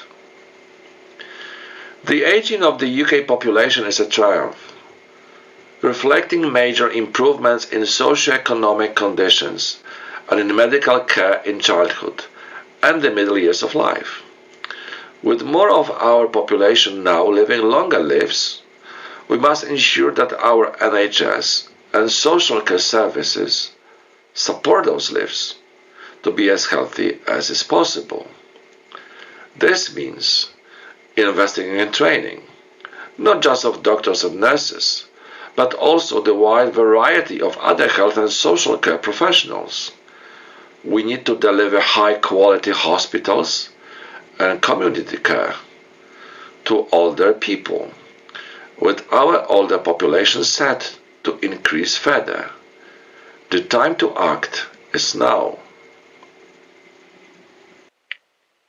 The report by Shared Intelligence for Arts Council England states that public libraries contribute to the well-being of older people, but the degree of deliberate, proactive, outcome-focused action varies greatly among public library services. All library services provide an open door and welcome to those who pass by, but many do necessarily target older people with services and activities designed to meet specific needs such as dementia, the needs for carers, trips and falls prevention, loneliness, or the needs of care home residents. There are also often cafeterias in or next to the libraries where the elderly can meet and socialize. Central YMCA in London, located at 112 Great Russell Street, runs a program for older adults. It is attended by people who are over the age of 60. This special program gives the elderly the opportunity to improve their physical and mental health, while combating feeling of isolation and loneliness, and maintaining independent living. During lockdown, the program has been a lifeline for many of their members, who have all eagerly returned. I had the pleasure to be at that YMCA when the program started, and it was over 20 years ago. I talked with the president of YMCA at that point of time, and we discussed about the future of the program. Today, we can say that it helps more than 900 people over the age of 60 to get healthy, active, and socialize together. There are 145 YMCA local centers in the UK, and many of them offer special programs for the elderly. There are several charities which support older people. Older people don't need to rely only on their local councils or national health services for health and care services. There are large national charities with regional branches and also independent local charities. All of them offer lots of help to improve the quality of life for the elderly. Here, I have presented the top 10 British charities. I'm going to say a few words about the first three. Age UK, as the largest charity for older people in the UK, runs dedicated local services in the Sussex area. Age UK East Sussex offers many services including advice and counselling, healthy living clubs, support for people just home from hospital, day clubs to reduce isolation, a community navigator to provide support to older people and their carers, plus scam prevention and help at home services. The second one is Admiral Nurses. Admiral Nurses is run by charity Dementia UK, and these are specialists, dementia nurses, who help families live more positively with dementia. Teams of Admiral Nurses work in the community, as well as in hospitals, hospices, and care homes, to empower those living with the condition. And the third one, Alzheimer's Society. Alzheimer's Society are a charity which offers support for anyone affected by Alzheimer's disease and other types of dementia. They also work on medical research, seeking better ways to treat dementia and find a cure. The charity has 3,000 local services across England, Wales, and Northern Ireland to assist dementia sufferers and those who care for them. So we can ask a question: what can we do to provide a better quality of life for older people as they age? Studies suggest that many diseases can be prevented and years of disabled life can be reduced by a range of potential strategies, both long-term and short-term. We could invest in these strategies to enable people to age both healthier and happier. In the long term, we need to better understand the causes of age-related diseases, provide more valuable training and health promotion activities, and improve the status and role of older individuals. Our purpose is to help health professionals and local authorities who have responsibility for the health and well-being of older people, encouraging them to provide better treatments and care. Better quality of life in old age would certainly improve the entire community. Research has already started. Some research is already completed, and there is also ongoing research to find cost-effective interventions for health promotion in the lives of the elderly. We should learn more from these studies and help inform policies. Thank you for listening to this presentation. One presentation before last, the authors are Timothy Eccles, Siegfried Jeboa, Major Abdul Aziz Abudu. All three gentlemen represent the South Bank University of London. The title of the presentation: The Light and Aging, a review of human-centric lighting effects on cognitive physical health in elderly care settings. Today, I'm here to discuss a topic that impacts a rapidly growing segment in our society: lighting and aging. This is a review of human-centric lighting's effects on cognitive, mood, and physical health in elderly care settings. We shall be looking at the introduction and backgrounds, the challenges with aging, for better care, which essentially touches on how we can better support the older adults, and the Trinity for Care, which solutions, and of course the references. Wondering, why is this important? Why lighting and aging? Well, as we age, our physiological responses to light changes significantly, affecting everything from our sleep cycle to cognitive sharpness, mood, and emotional well-being. Elderly individuals often spend most of their time indoors, where lighting can either enhance or hinder their quality of life. This makes it crucial to create a lighting environment that actively supports their health and quality of life. I will be sharing some insights on how human-centric lights can help create a healthier and more supportive environment for our aging population.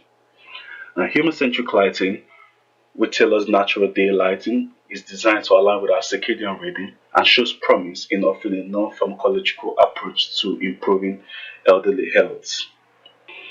Researchers have highlighted the benefit of tailored lighting on sleep, mood, and cognitive functions, yet there are some limitations in long-term understanding sample size, and inconsistent methodologies, some of which is subjective, potential bias included, and yeah, some of them are objective. About the challenges with aging. As we grow older, our bodies undergo significant changes that pose unique challenges. Physically, aging often brings a decline in vision, strength, and mobility. Cognitive functions, including memory, processing speed, and attention, may also be diminished over time. Additionally, emotional well being can be affected as many elderly individuals experience loneliness, depression, and anxiety.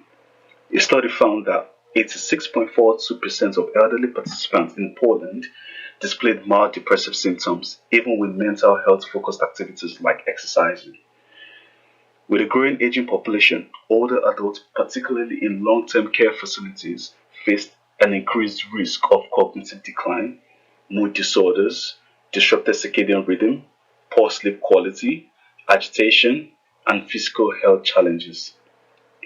One often overlooked factor influencing these challenges is light. Our sensitivity to light decreases with age, impacting our circadian rhythm, which reduces the quality of life. Traditional light often fails to meet their biological and physiological needs, worsening these issues in increasing healthcare strain. However, human-centric lighting could mitigate these challenges by aligning with our natural circadian rhythm. Fall for better care. How to support older adults. Now, I call it fall for better care because there are four major points that are brought together on how we can support older adults. One is mood and behavioral health. Now, how does circadian lighting support these? Tailored lighting, particularly bright dynamic circadian lighting, supports mood and well-being in elderly adults by mimicking the qualities of natural daylighting like color temperature and intensity. This reduces the symptoms of depression. Now, a study has demonstrated that bright light therapy reduces the depression score by 50%, thereby enhancing mood and sleep, and recalibrates the HPA axis, leading to better circadian regulation. Now we know human-centric light helps stabilize circadian rhythm, leading to better sleep, which is essential for mood regulation and reduced agitation. Studies show that brighter morning light can increase alertness and uplift mood, while softer evening promotes relaxation. A little bit of this will be spoken about in a few points to come. But adjusting this lighting and aligning with natural daylight cycles has also been linked to improvement in overall emotional well-being, creating a calmer, more supportive environment for healthy individuals. Now, on agitation and emotional well-being, we know that high circadian stimulus lighting has also been linked to show reduced agitation, depressive symptoms, particularly with dementia patients, thereby fostering emotional well-being. And dynamic lighting also improves the emotional comfort and creates a supportive environment by reducing anxiety and irritability. Cognition, human-centric lighting can positively impact the human cognitive function by providing blue enriched light during the day. We know that the body requires blue bright light in the morning and warm light in the evening. Now, this blue bright light enhances cognitive performance, supports memory and focus in older adults. So we found that bright warm light, that's about 300 Kelvin, supports cognitive function in older adults by enhancing attention and memory. For dementia patients, high stimulus lighting and better circadian alignment resulted in 5% reduction in cognitive decline. Now, on physical health and sleep qualities, bright light and melatonin improve sleep qualities, aiding physical recovery. Melatonin, good topic. You see, warm light in the evening is enables our body to secrete melatonin, which is the hormone that helps us sleep better at night. When the body secretes melatonin, we get proper sleep, which also leads to improved mood and well-being. In the physical health, the human-centric lighting stimulates the natural daylight pattern, helps to regulate the circadian rhythm. Exposure to bright morning light encourages daytime activity and stabilizes the sleep-wake cycle, which is essential for physical well-being. Evening light with its warmer tones promotes relaxation and improves sleep quality. Just like I mentioned on melatonin, this also reduces the risk of nighttime disturbance. Together, these adjustments can lead to better overall health and more active, engaged day life. Trinity for care. Why do we call it the Trinity for care? Because these are three essential points to be considered when designing lighting for older population. Now, the first one is tailored lighting. Tailored lighting improves mood, cognitive functions, and safety for elderly residents, especially those with dementia. But why do we really call it tailored lighting? What is really tailored lighting?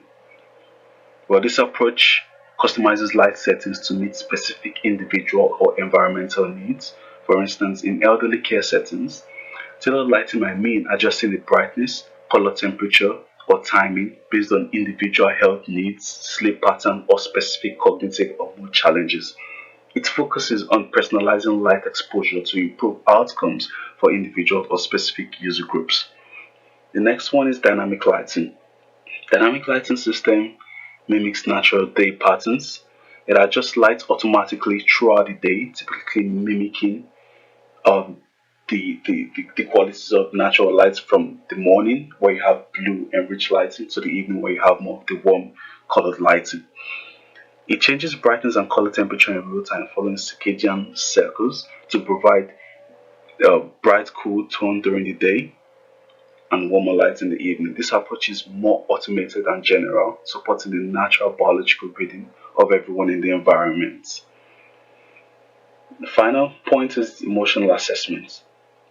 This is a really critical point because to bring in dynamic and tailored lighting into an environment, you need to understand emotional assessment and how we can assess emotions and tailor lighting to fit specific individuals. Now, regular assessment combining subjective and objective methods could be crucial here. Subjective method to get the psychological evaluation, although maybe potential to bias, as some people may not be able to articulate how they feel in specific lighting environments. However, the objective method will bring in a more holistic physiological data, which in combination with the subjective method will give you a more accurate data as feedback. This reference here should, in case you have some interest in looking up the data on lighting and aging, you can always find it here. So, human-centric lighting offers a powerful tool to improve the lives of elderly individuals by addressing challenges in mood, cognitive functions, physical health, and sleep qualities. As we've seen, tailored lighting can support the natural circadian rhythm, enhance mental clarity, and foster emotional well-being, thereby creating a more supportive environment for the aging population. As we continue to research and implement these solutions, we could reimagine the elderly care spaces, not just as a place to live, but as an environment that actively enhances well-being. Thank you for joining me in exploring this vital topic, and I look forward to your questions and discussions on how we can push these innovations further. My email has been linked down there in case you want to reach out for further questions, follow up. Thank you once again and have a wonderful rest of the day. Dziękujemy i rzeczywiście Majoas zachęcał do tego. Thank you very much. And Mayoas encouraged us to send him questions, and he will gladly answer them.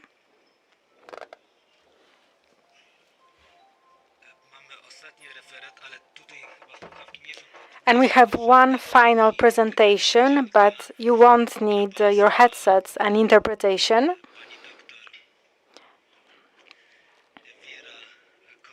And that's a surprise for you. Dr. Vera Korniat from the Lviv University. She will talk about seniors in Ukraine, what changed over the course of the war.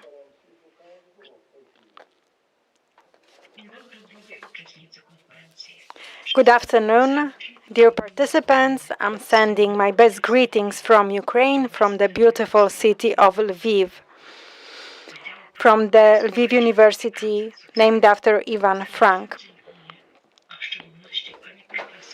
I would like to express my gratitude, especially to Professor Gertruda Uścińska for inviting me to participate in this conference and giving me a chance to give my presentation. For me, that's a great honor and a great responsibility. And I would like to apologize in advance if you notice any mistakes in my presentation. To show my appreciation and respect to all of you, I would like to speak in Polish, although I'm not perfectly fluent in this language.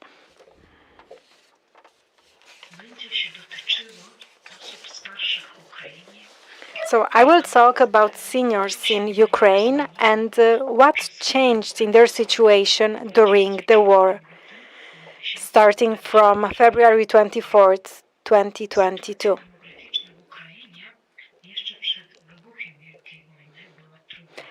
Even before the war, the demographic situation in Ukraine was difficult.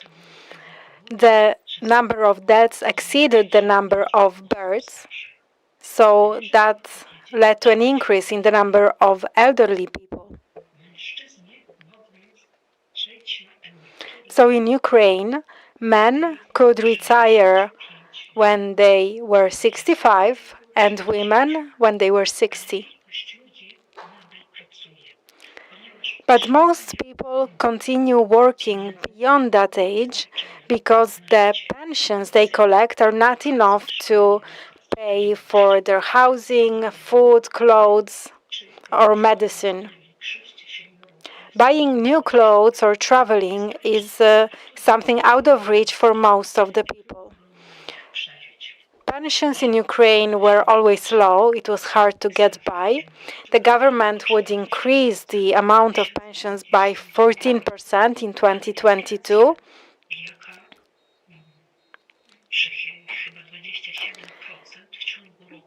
But the inflation was 27% year to year, and that decreased the purchasing power of the seniors' pensions.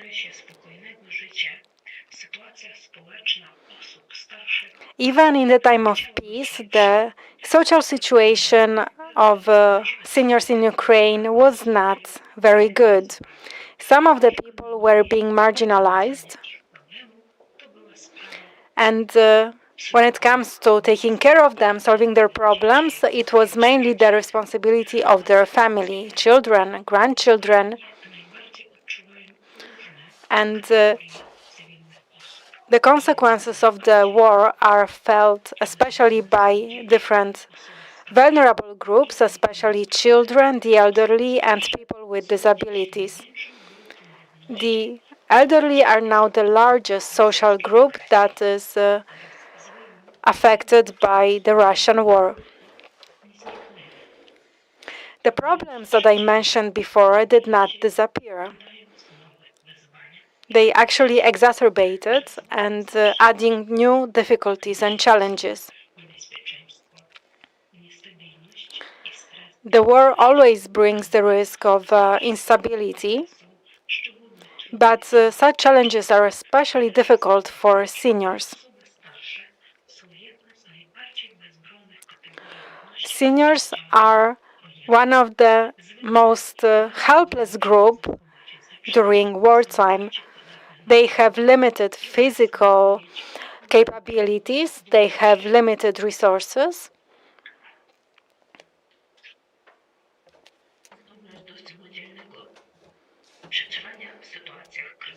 and they may not be able to survive on their own in a crisis situation. That's why it's so important to understand their needs and limits in the context of armed conflicts.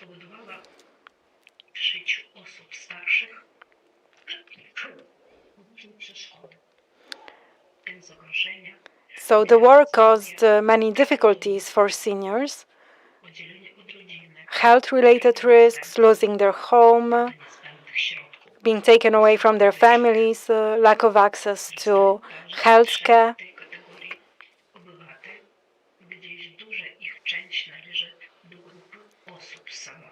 And a lot of seniors live alone. So that means that as they get older, they will need not only social support, such as pensions, but also additional services.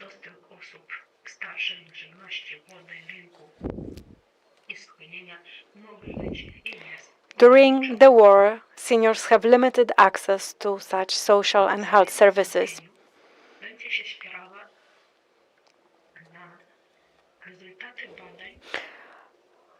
In my presentation, I will refer to the research results of Help Age International.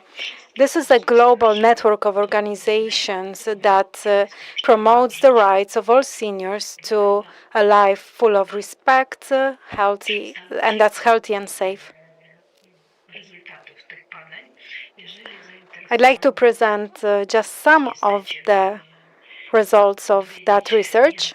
If you'd like to find out more, I will add the link to the full report.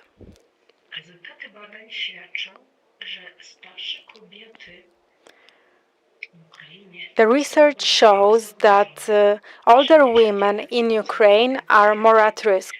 71% of women say they don't have enough money to cover their basic needs, compared to 46% of men.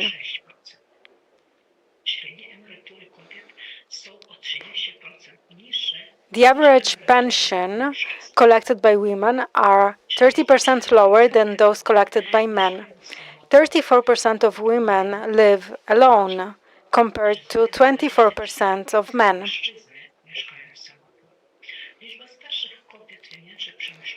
The number of older women who've been internally displaced, 14%, is almost 3 times higher than the respective number of men, 5%.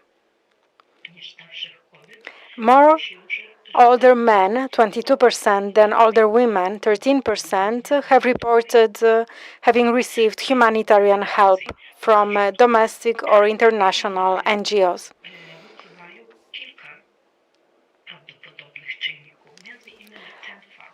There are several factors contributing to this. So generally, because there are more older women within the society, older women are more likely to live alone, and it's less likely that they will continue working and having interactions with other people. They are also less willing to use mobile phones and the internet, which leads to a smaller access to information and access to various networks and organizations providing aid and support.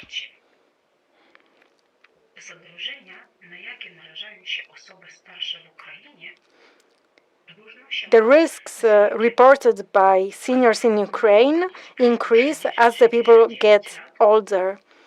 In the group of people aged between 60 and 69 and seniors age 70 and older more experience loneliness more often. They have greater difficulties in accessing information and are more at risk of experiencing lack of means to make ends meet. Seniors age 70 and more, compared to people aged 60 or more often rely on small governmental pensions, allowances, and other forms of support. People aged 70 and older have smaller chances of working, and that's why they are getting pensions. Only 8% of them had a job in the past 3 months, compared to 25% of people aged between 60 and 69. People aged 70 and older have more difficulties when it comes to access to food. 8% of them say that they face barriers in this respect, compared to 2% in the group aged between 60 and 69. And now about mental health and the psychological consequences for seniors when it comes to the war. This is very worrying. 55% of seniors said that the war has impacted them emotionally wise. It forced them to leave their loved ones. It caused loneliness and isolation. It's led to disputes with their family or friends. Sometimes they live in Russia and sometimes they lost their loved ones. 82% said that sometimes or often they feel the consequences of permanent stress. 76% admitted that often or sometimes they feel anxious. 42% said they have difficulty dealing with problems, and often or sometimes they feel helpless when it comes to carrying out everyday tasks.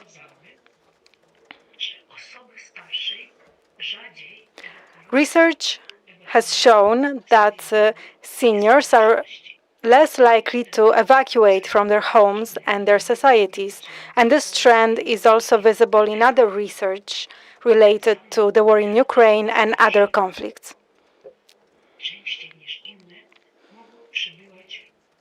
So seniors are more likely to stay in places that are difficult to access.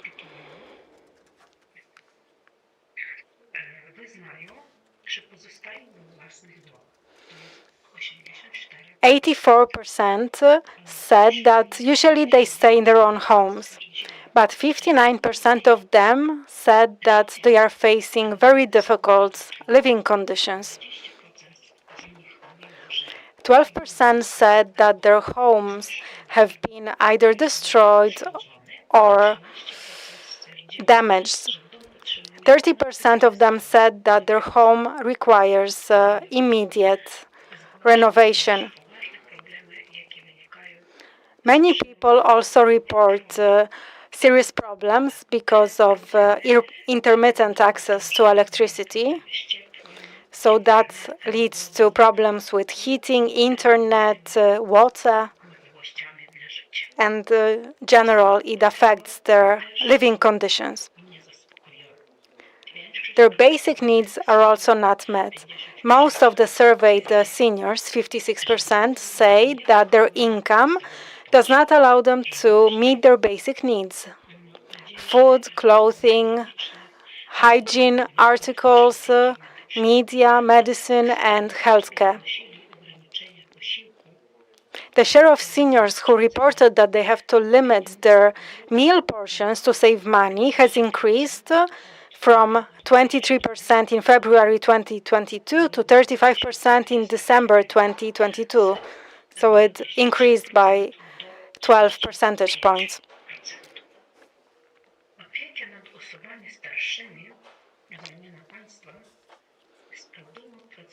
When it comes to governmental support for the seniors, this is carried out by social workers who work in territorial centers and welfare and social services centers that are available in each oblast. Support is also provided by various NGOs, and the situation is difficult all across Ukraine because you have rockets and Shahid drones flying by, but in some of the oblasts, like the Zaporizhia one, Kharkiv, Sumy, or Donetsk, the situation is more complicated than, let's say, here in Lviv or in the neighboring oblasts, such as Tarnopol, Chernigov, or Ivano-Frankivsk.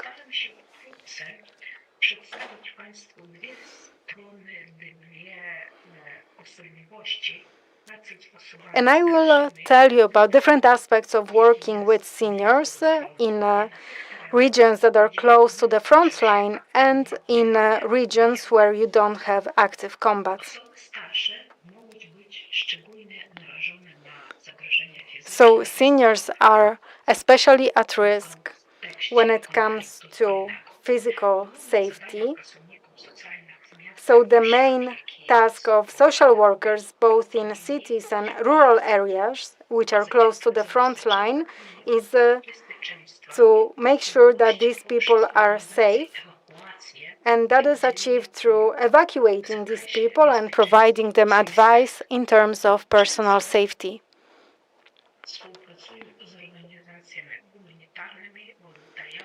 They often cooperate with humanitarian organizations, with volunteers, and other support organizations. Most of the elderly stayed home alone because their children and grandchildren moved to safer places, usually outside of Ukraine. That happened after February 2022.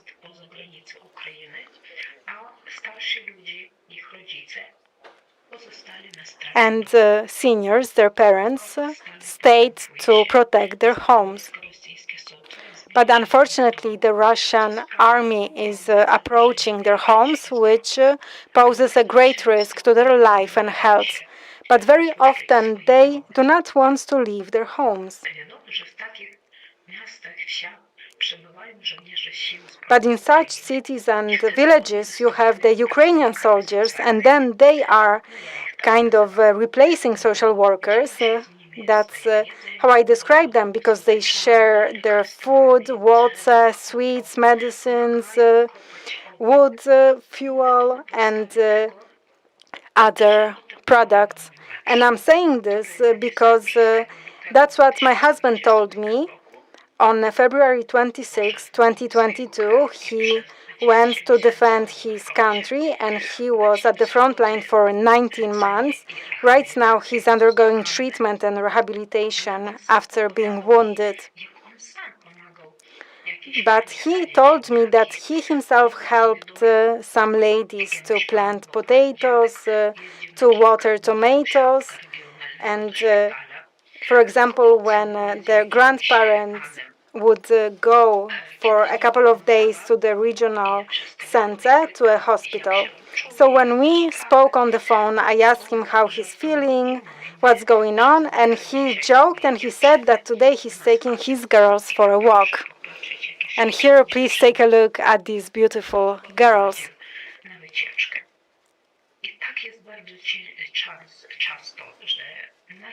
And this happens very often, that on one street you have only 2 or 3 persons left. So the 3 ladies that you see here live on one street. One is 92 years old, her daughter is 71, and their neighbor is 88 years old. So they live in homes without water, electricity, or heat. But they do not want to live. They do not want to leave their homes. So sometimes our soldiers tell us very sad stories. In one of the villages in the Donetsk Oblast, you had a couple, a man and a woman. The man was 93, the woman was 91. So one day they were under a very heavy fire, but they were holding hands and they left the basement, which served as their shelter, and they went to the garden and they sat down by an apple tree. And they never came back home from that orchard. Sometimes I ask myself, why aren't they leaving? Why do they stay there? And I found an answer just for myself. It's not the result of any research. It's just my personal assumption. So at the beginning of my presentation, I told you that seniors face problems and they are solved by their loved ones, by their relatives. They do not experience any support from the state. So now, when they've been left alone, they do not want to leave because they do not have their family or their loved ones in the new place where they would be supposed to move. So they feel that they won't get any help in the new place, that they won't be welcomed there. There are also other problems in those regions of Ukraine where you do not have active combat. An important task for the community is to solve the housing problems. Older people need flats with the right equipment, right utilities, but such flats are few and far between. Even if they exist, they need to be adjusted and fitted to meet the purpose, and of course, it will take money and work. Not all communes have the money to do it, and many problems do need to be addressed on the local level. So many times it is volunteers or international organizations that try to close the gap.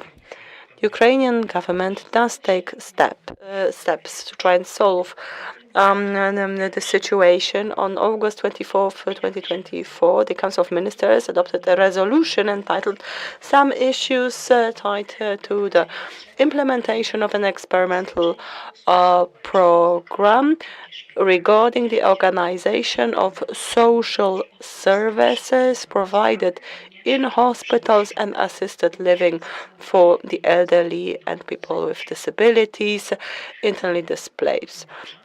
In the spirit of the rule, money follows the people. So what is meant is the state assigns a certain budget to a person, and the money follows that person wherever this person goes. If it's a hospital, a care home, if they move from one town to another, the money follows them. So if the person moves to another municipality, the money is paid to that local government. It's very important because until that August, it had not been the case. So the first important thing is that the money has been assigned, so the money is there, and the person is allowed to move and still receive financial support from the state. Because until September, if someone had moved to another town or city and money was assigned, they had to stay there for at least a year because the money was assigned for 12 months. It was very complicated. In communities receiving internally displaced people, social workers provide support to the needy, including the elderly, in order to overcome their feeling of loneliness and isolation. They try to facilitate neighborly relations because it's difficult for the elderly to adjust to new living conditions. They have lost a lot, if not all, their previous resources, and their capacity for new adjustment may be limited. So often they feel alienated in a new place, which further increases their feeling of isolation and social exclusion. Older people also struggle due to psychological difficulties that can lead to anxiety, depression, and stress connected to the war. Especially stress may be difficult for them because they feel defenseless.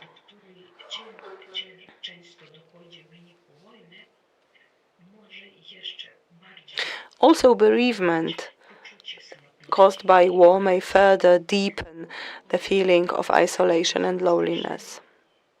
Social work with older people in those parts of Ukraine where there is no active combat consists in ensuring social protection. In other words, older people receive information about their rights and available benefits. Sometimes they don't know. Also, they receive help in obtaining papers. Many older people don't even have a passport. And also it includes some support in finding activities, organizing one's household, and overcoming social isolation. So this would be second category that I describe as social adaptation. And the third one is the social protection and sponsorship or patronage in the sense of really supporting the sick, helping people with daily chores, etc. Social and psychological resocialization. So in some cases, social workers offer psychological work to correct improper behavior patterns, also work with different emotional states, help the elderly overcome stress, help them solve personal problems, but also organize different social pedagogical activities. They promote lifelong learning and self-development, organize interest groups and clubs, lectures, seminars. So people need meet for different activities, including volunteering. They cook for soldiers or make clothes. So the situation of older people in Ukraine, especially those older than 70, is extremely difficult. But as we all do in Ukraine, we try to solve problems as they appear. In many cases, we fail or we face difficulties, but in many cases as well, we are successful in doing so. And if you are interested, I would like to recommend this video to you about grandmothers of Ukraine knitting to bring about Ukrainian victory. So in Kramatorsk Oblast, in Kramatorsk in Donetsk Oblast, there's a group of elderly ladies who do that. This video is in Ukrainian, but I do hope that if you watch it, you will understand the most important things about it. I would like to conclude my presentation by thanking you for inviting me. I would also like to express my heartfelt gratitude for the assistance given by Poland to Ukraine in its most difficult days. Thank you very much for your attention. I hope to see you soon, to see you live. It's been, at least for me, it's been a most touching presentation. So I know that the speaker won't hear our applause, but of course we will inform her about it. Well, this conference is coming to an end, as everything is, even though Einstein once wrote that the universe is endless, and everything is endless apart from human stupidity. This conference is not endless, though, so I would like to hand over to Dr. Elżbieta Bojanowska now and ask her for her conclusions. I would like to say thank you. I would like to thank all the participants, both our speakers from Poland and abroad, as well as participants, all the persons, representatives of local governments and students. I would also like to thank all the people who have contributed to this event. I would like to thank Dr. Tomasz Lech from Promotion Bureau Office personally, and please give our thanks to your team. I would like to thank the IT personnel and interpreters, both interpreters into the Polish Sign Language and into English. By the way, I haven't mentioned in my welcome speech, but representatives of Statistics Poland, Białystok division were present. The Białystok division specializes in old age research. Also, Poland-wide Federation of University of the Third Age was represented. We are very glad that you have joined us for this conference. My pokazaliśmy dziś na naszej konferencji takie ogólne So informacje, ogólne dane. we have been only able to give you a general overview of our study, but there will be a monograph on our research, the world tailored to seniors, the life of seniors in the light of empirical research 2024. I can only recommend it to you. Thank you for your participation, and you are all invited to lunch, which will be served in the first floor.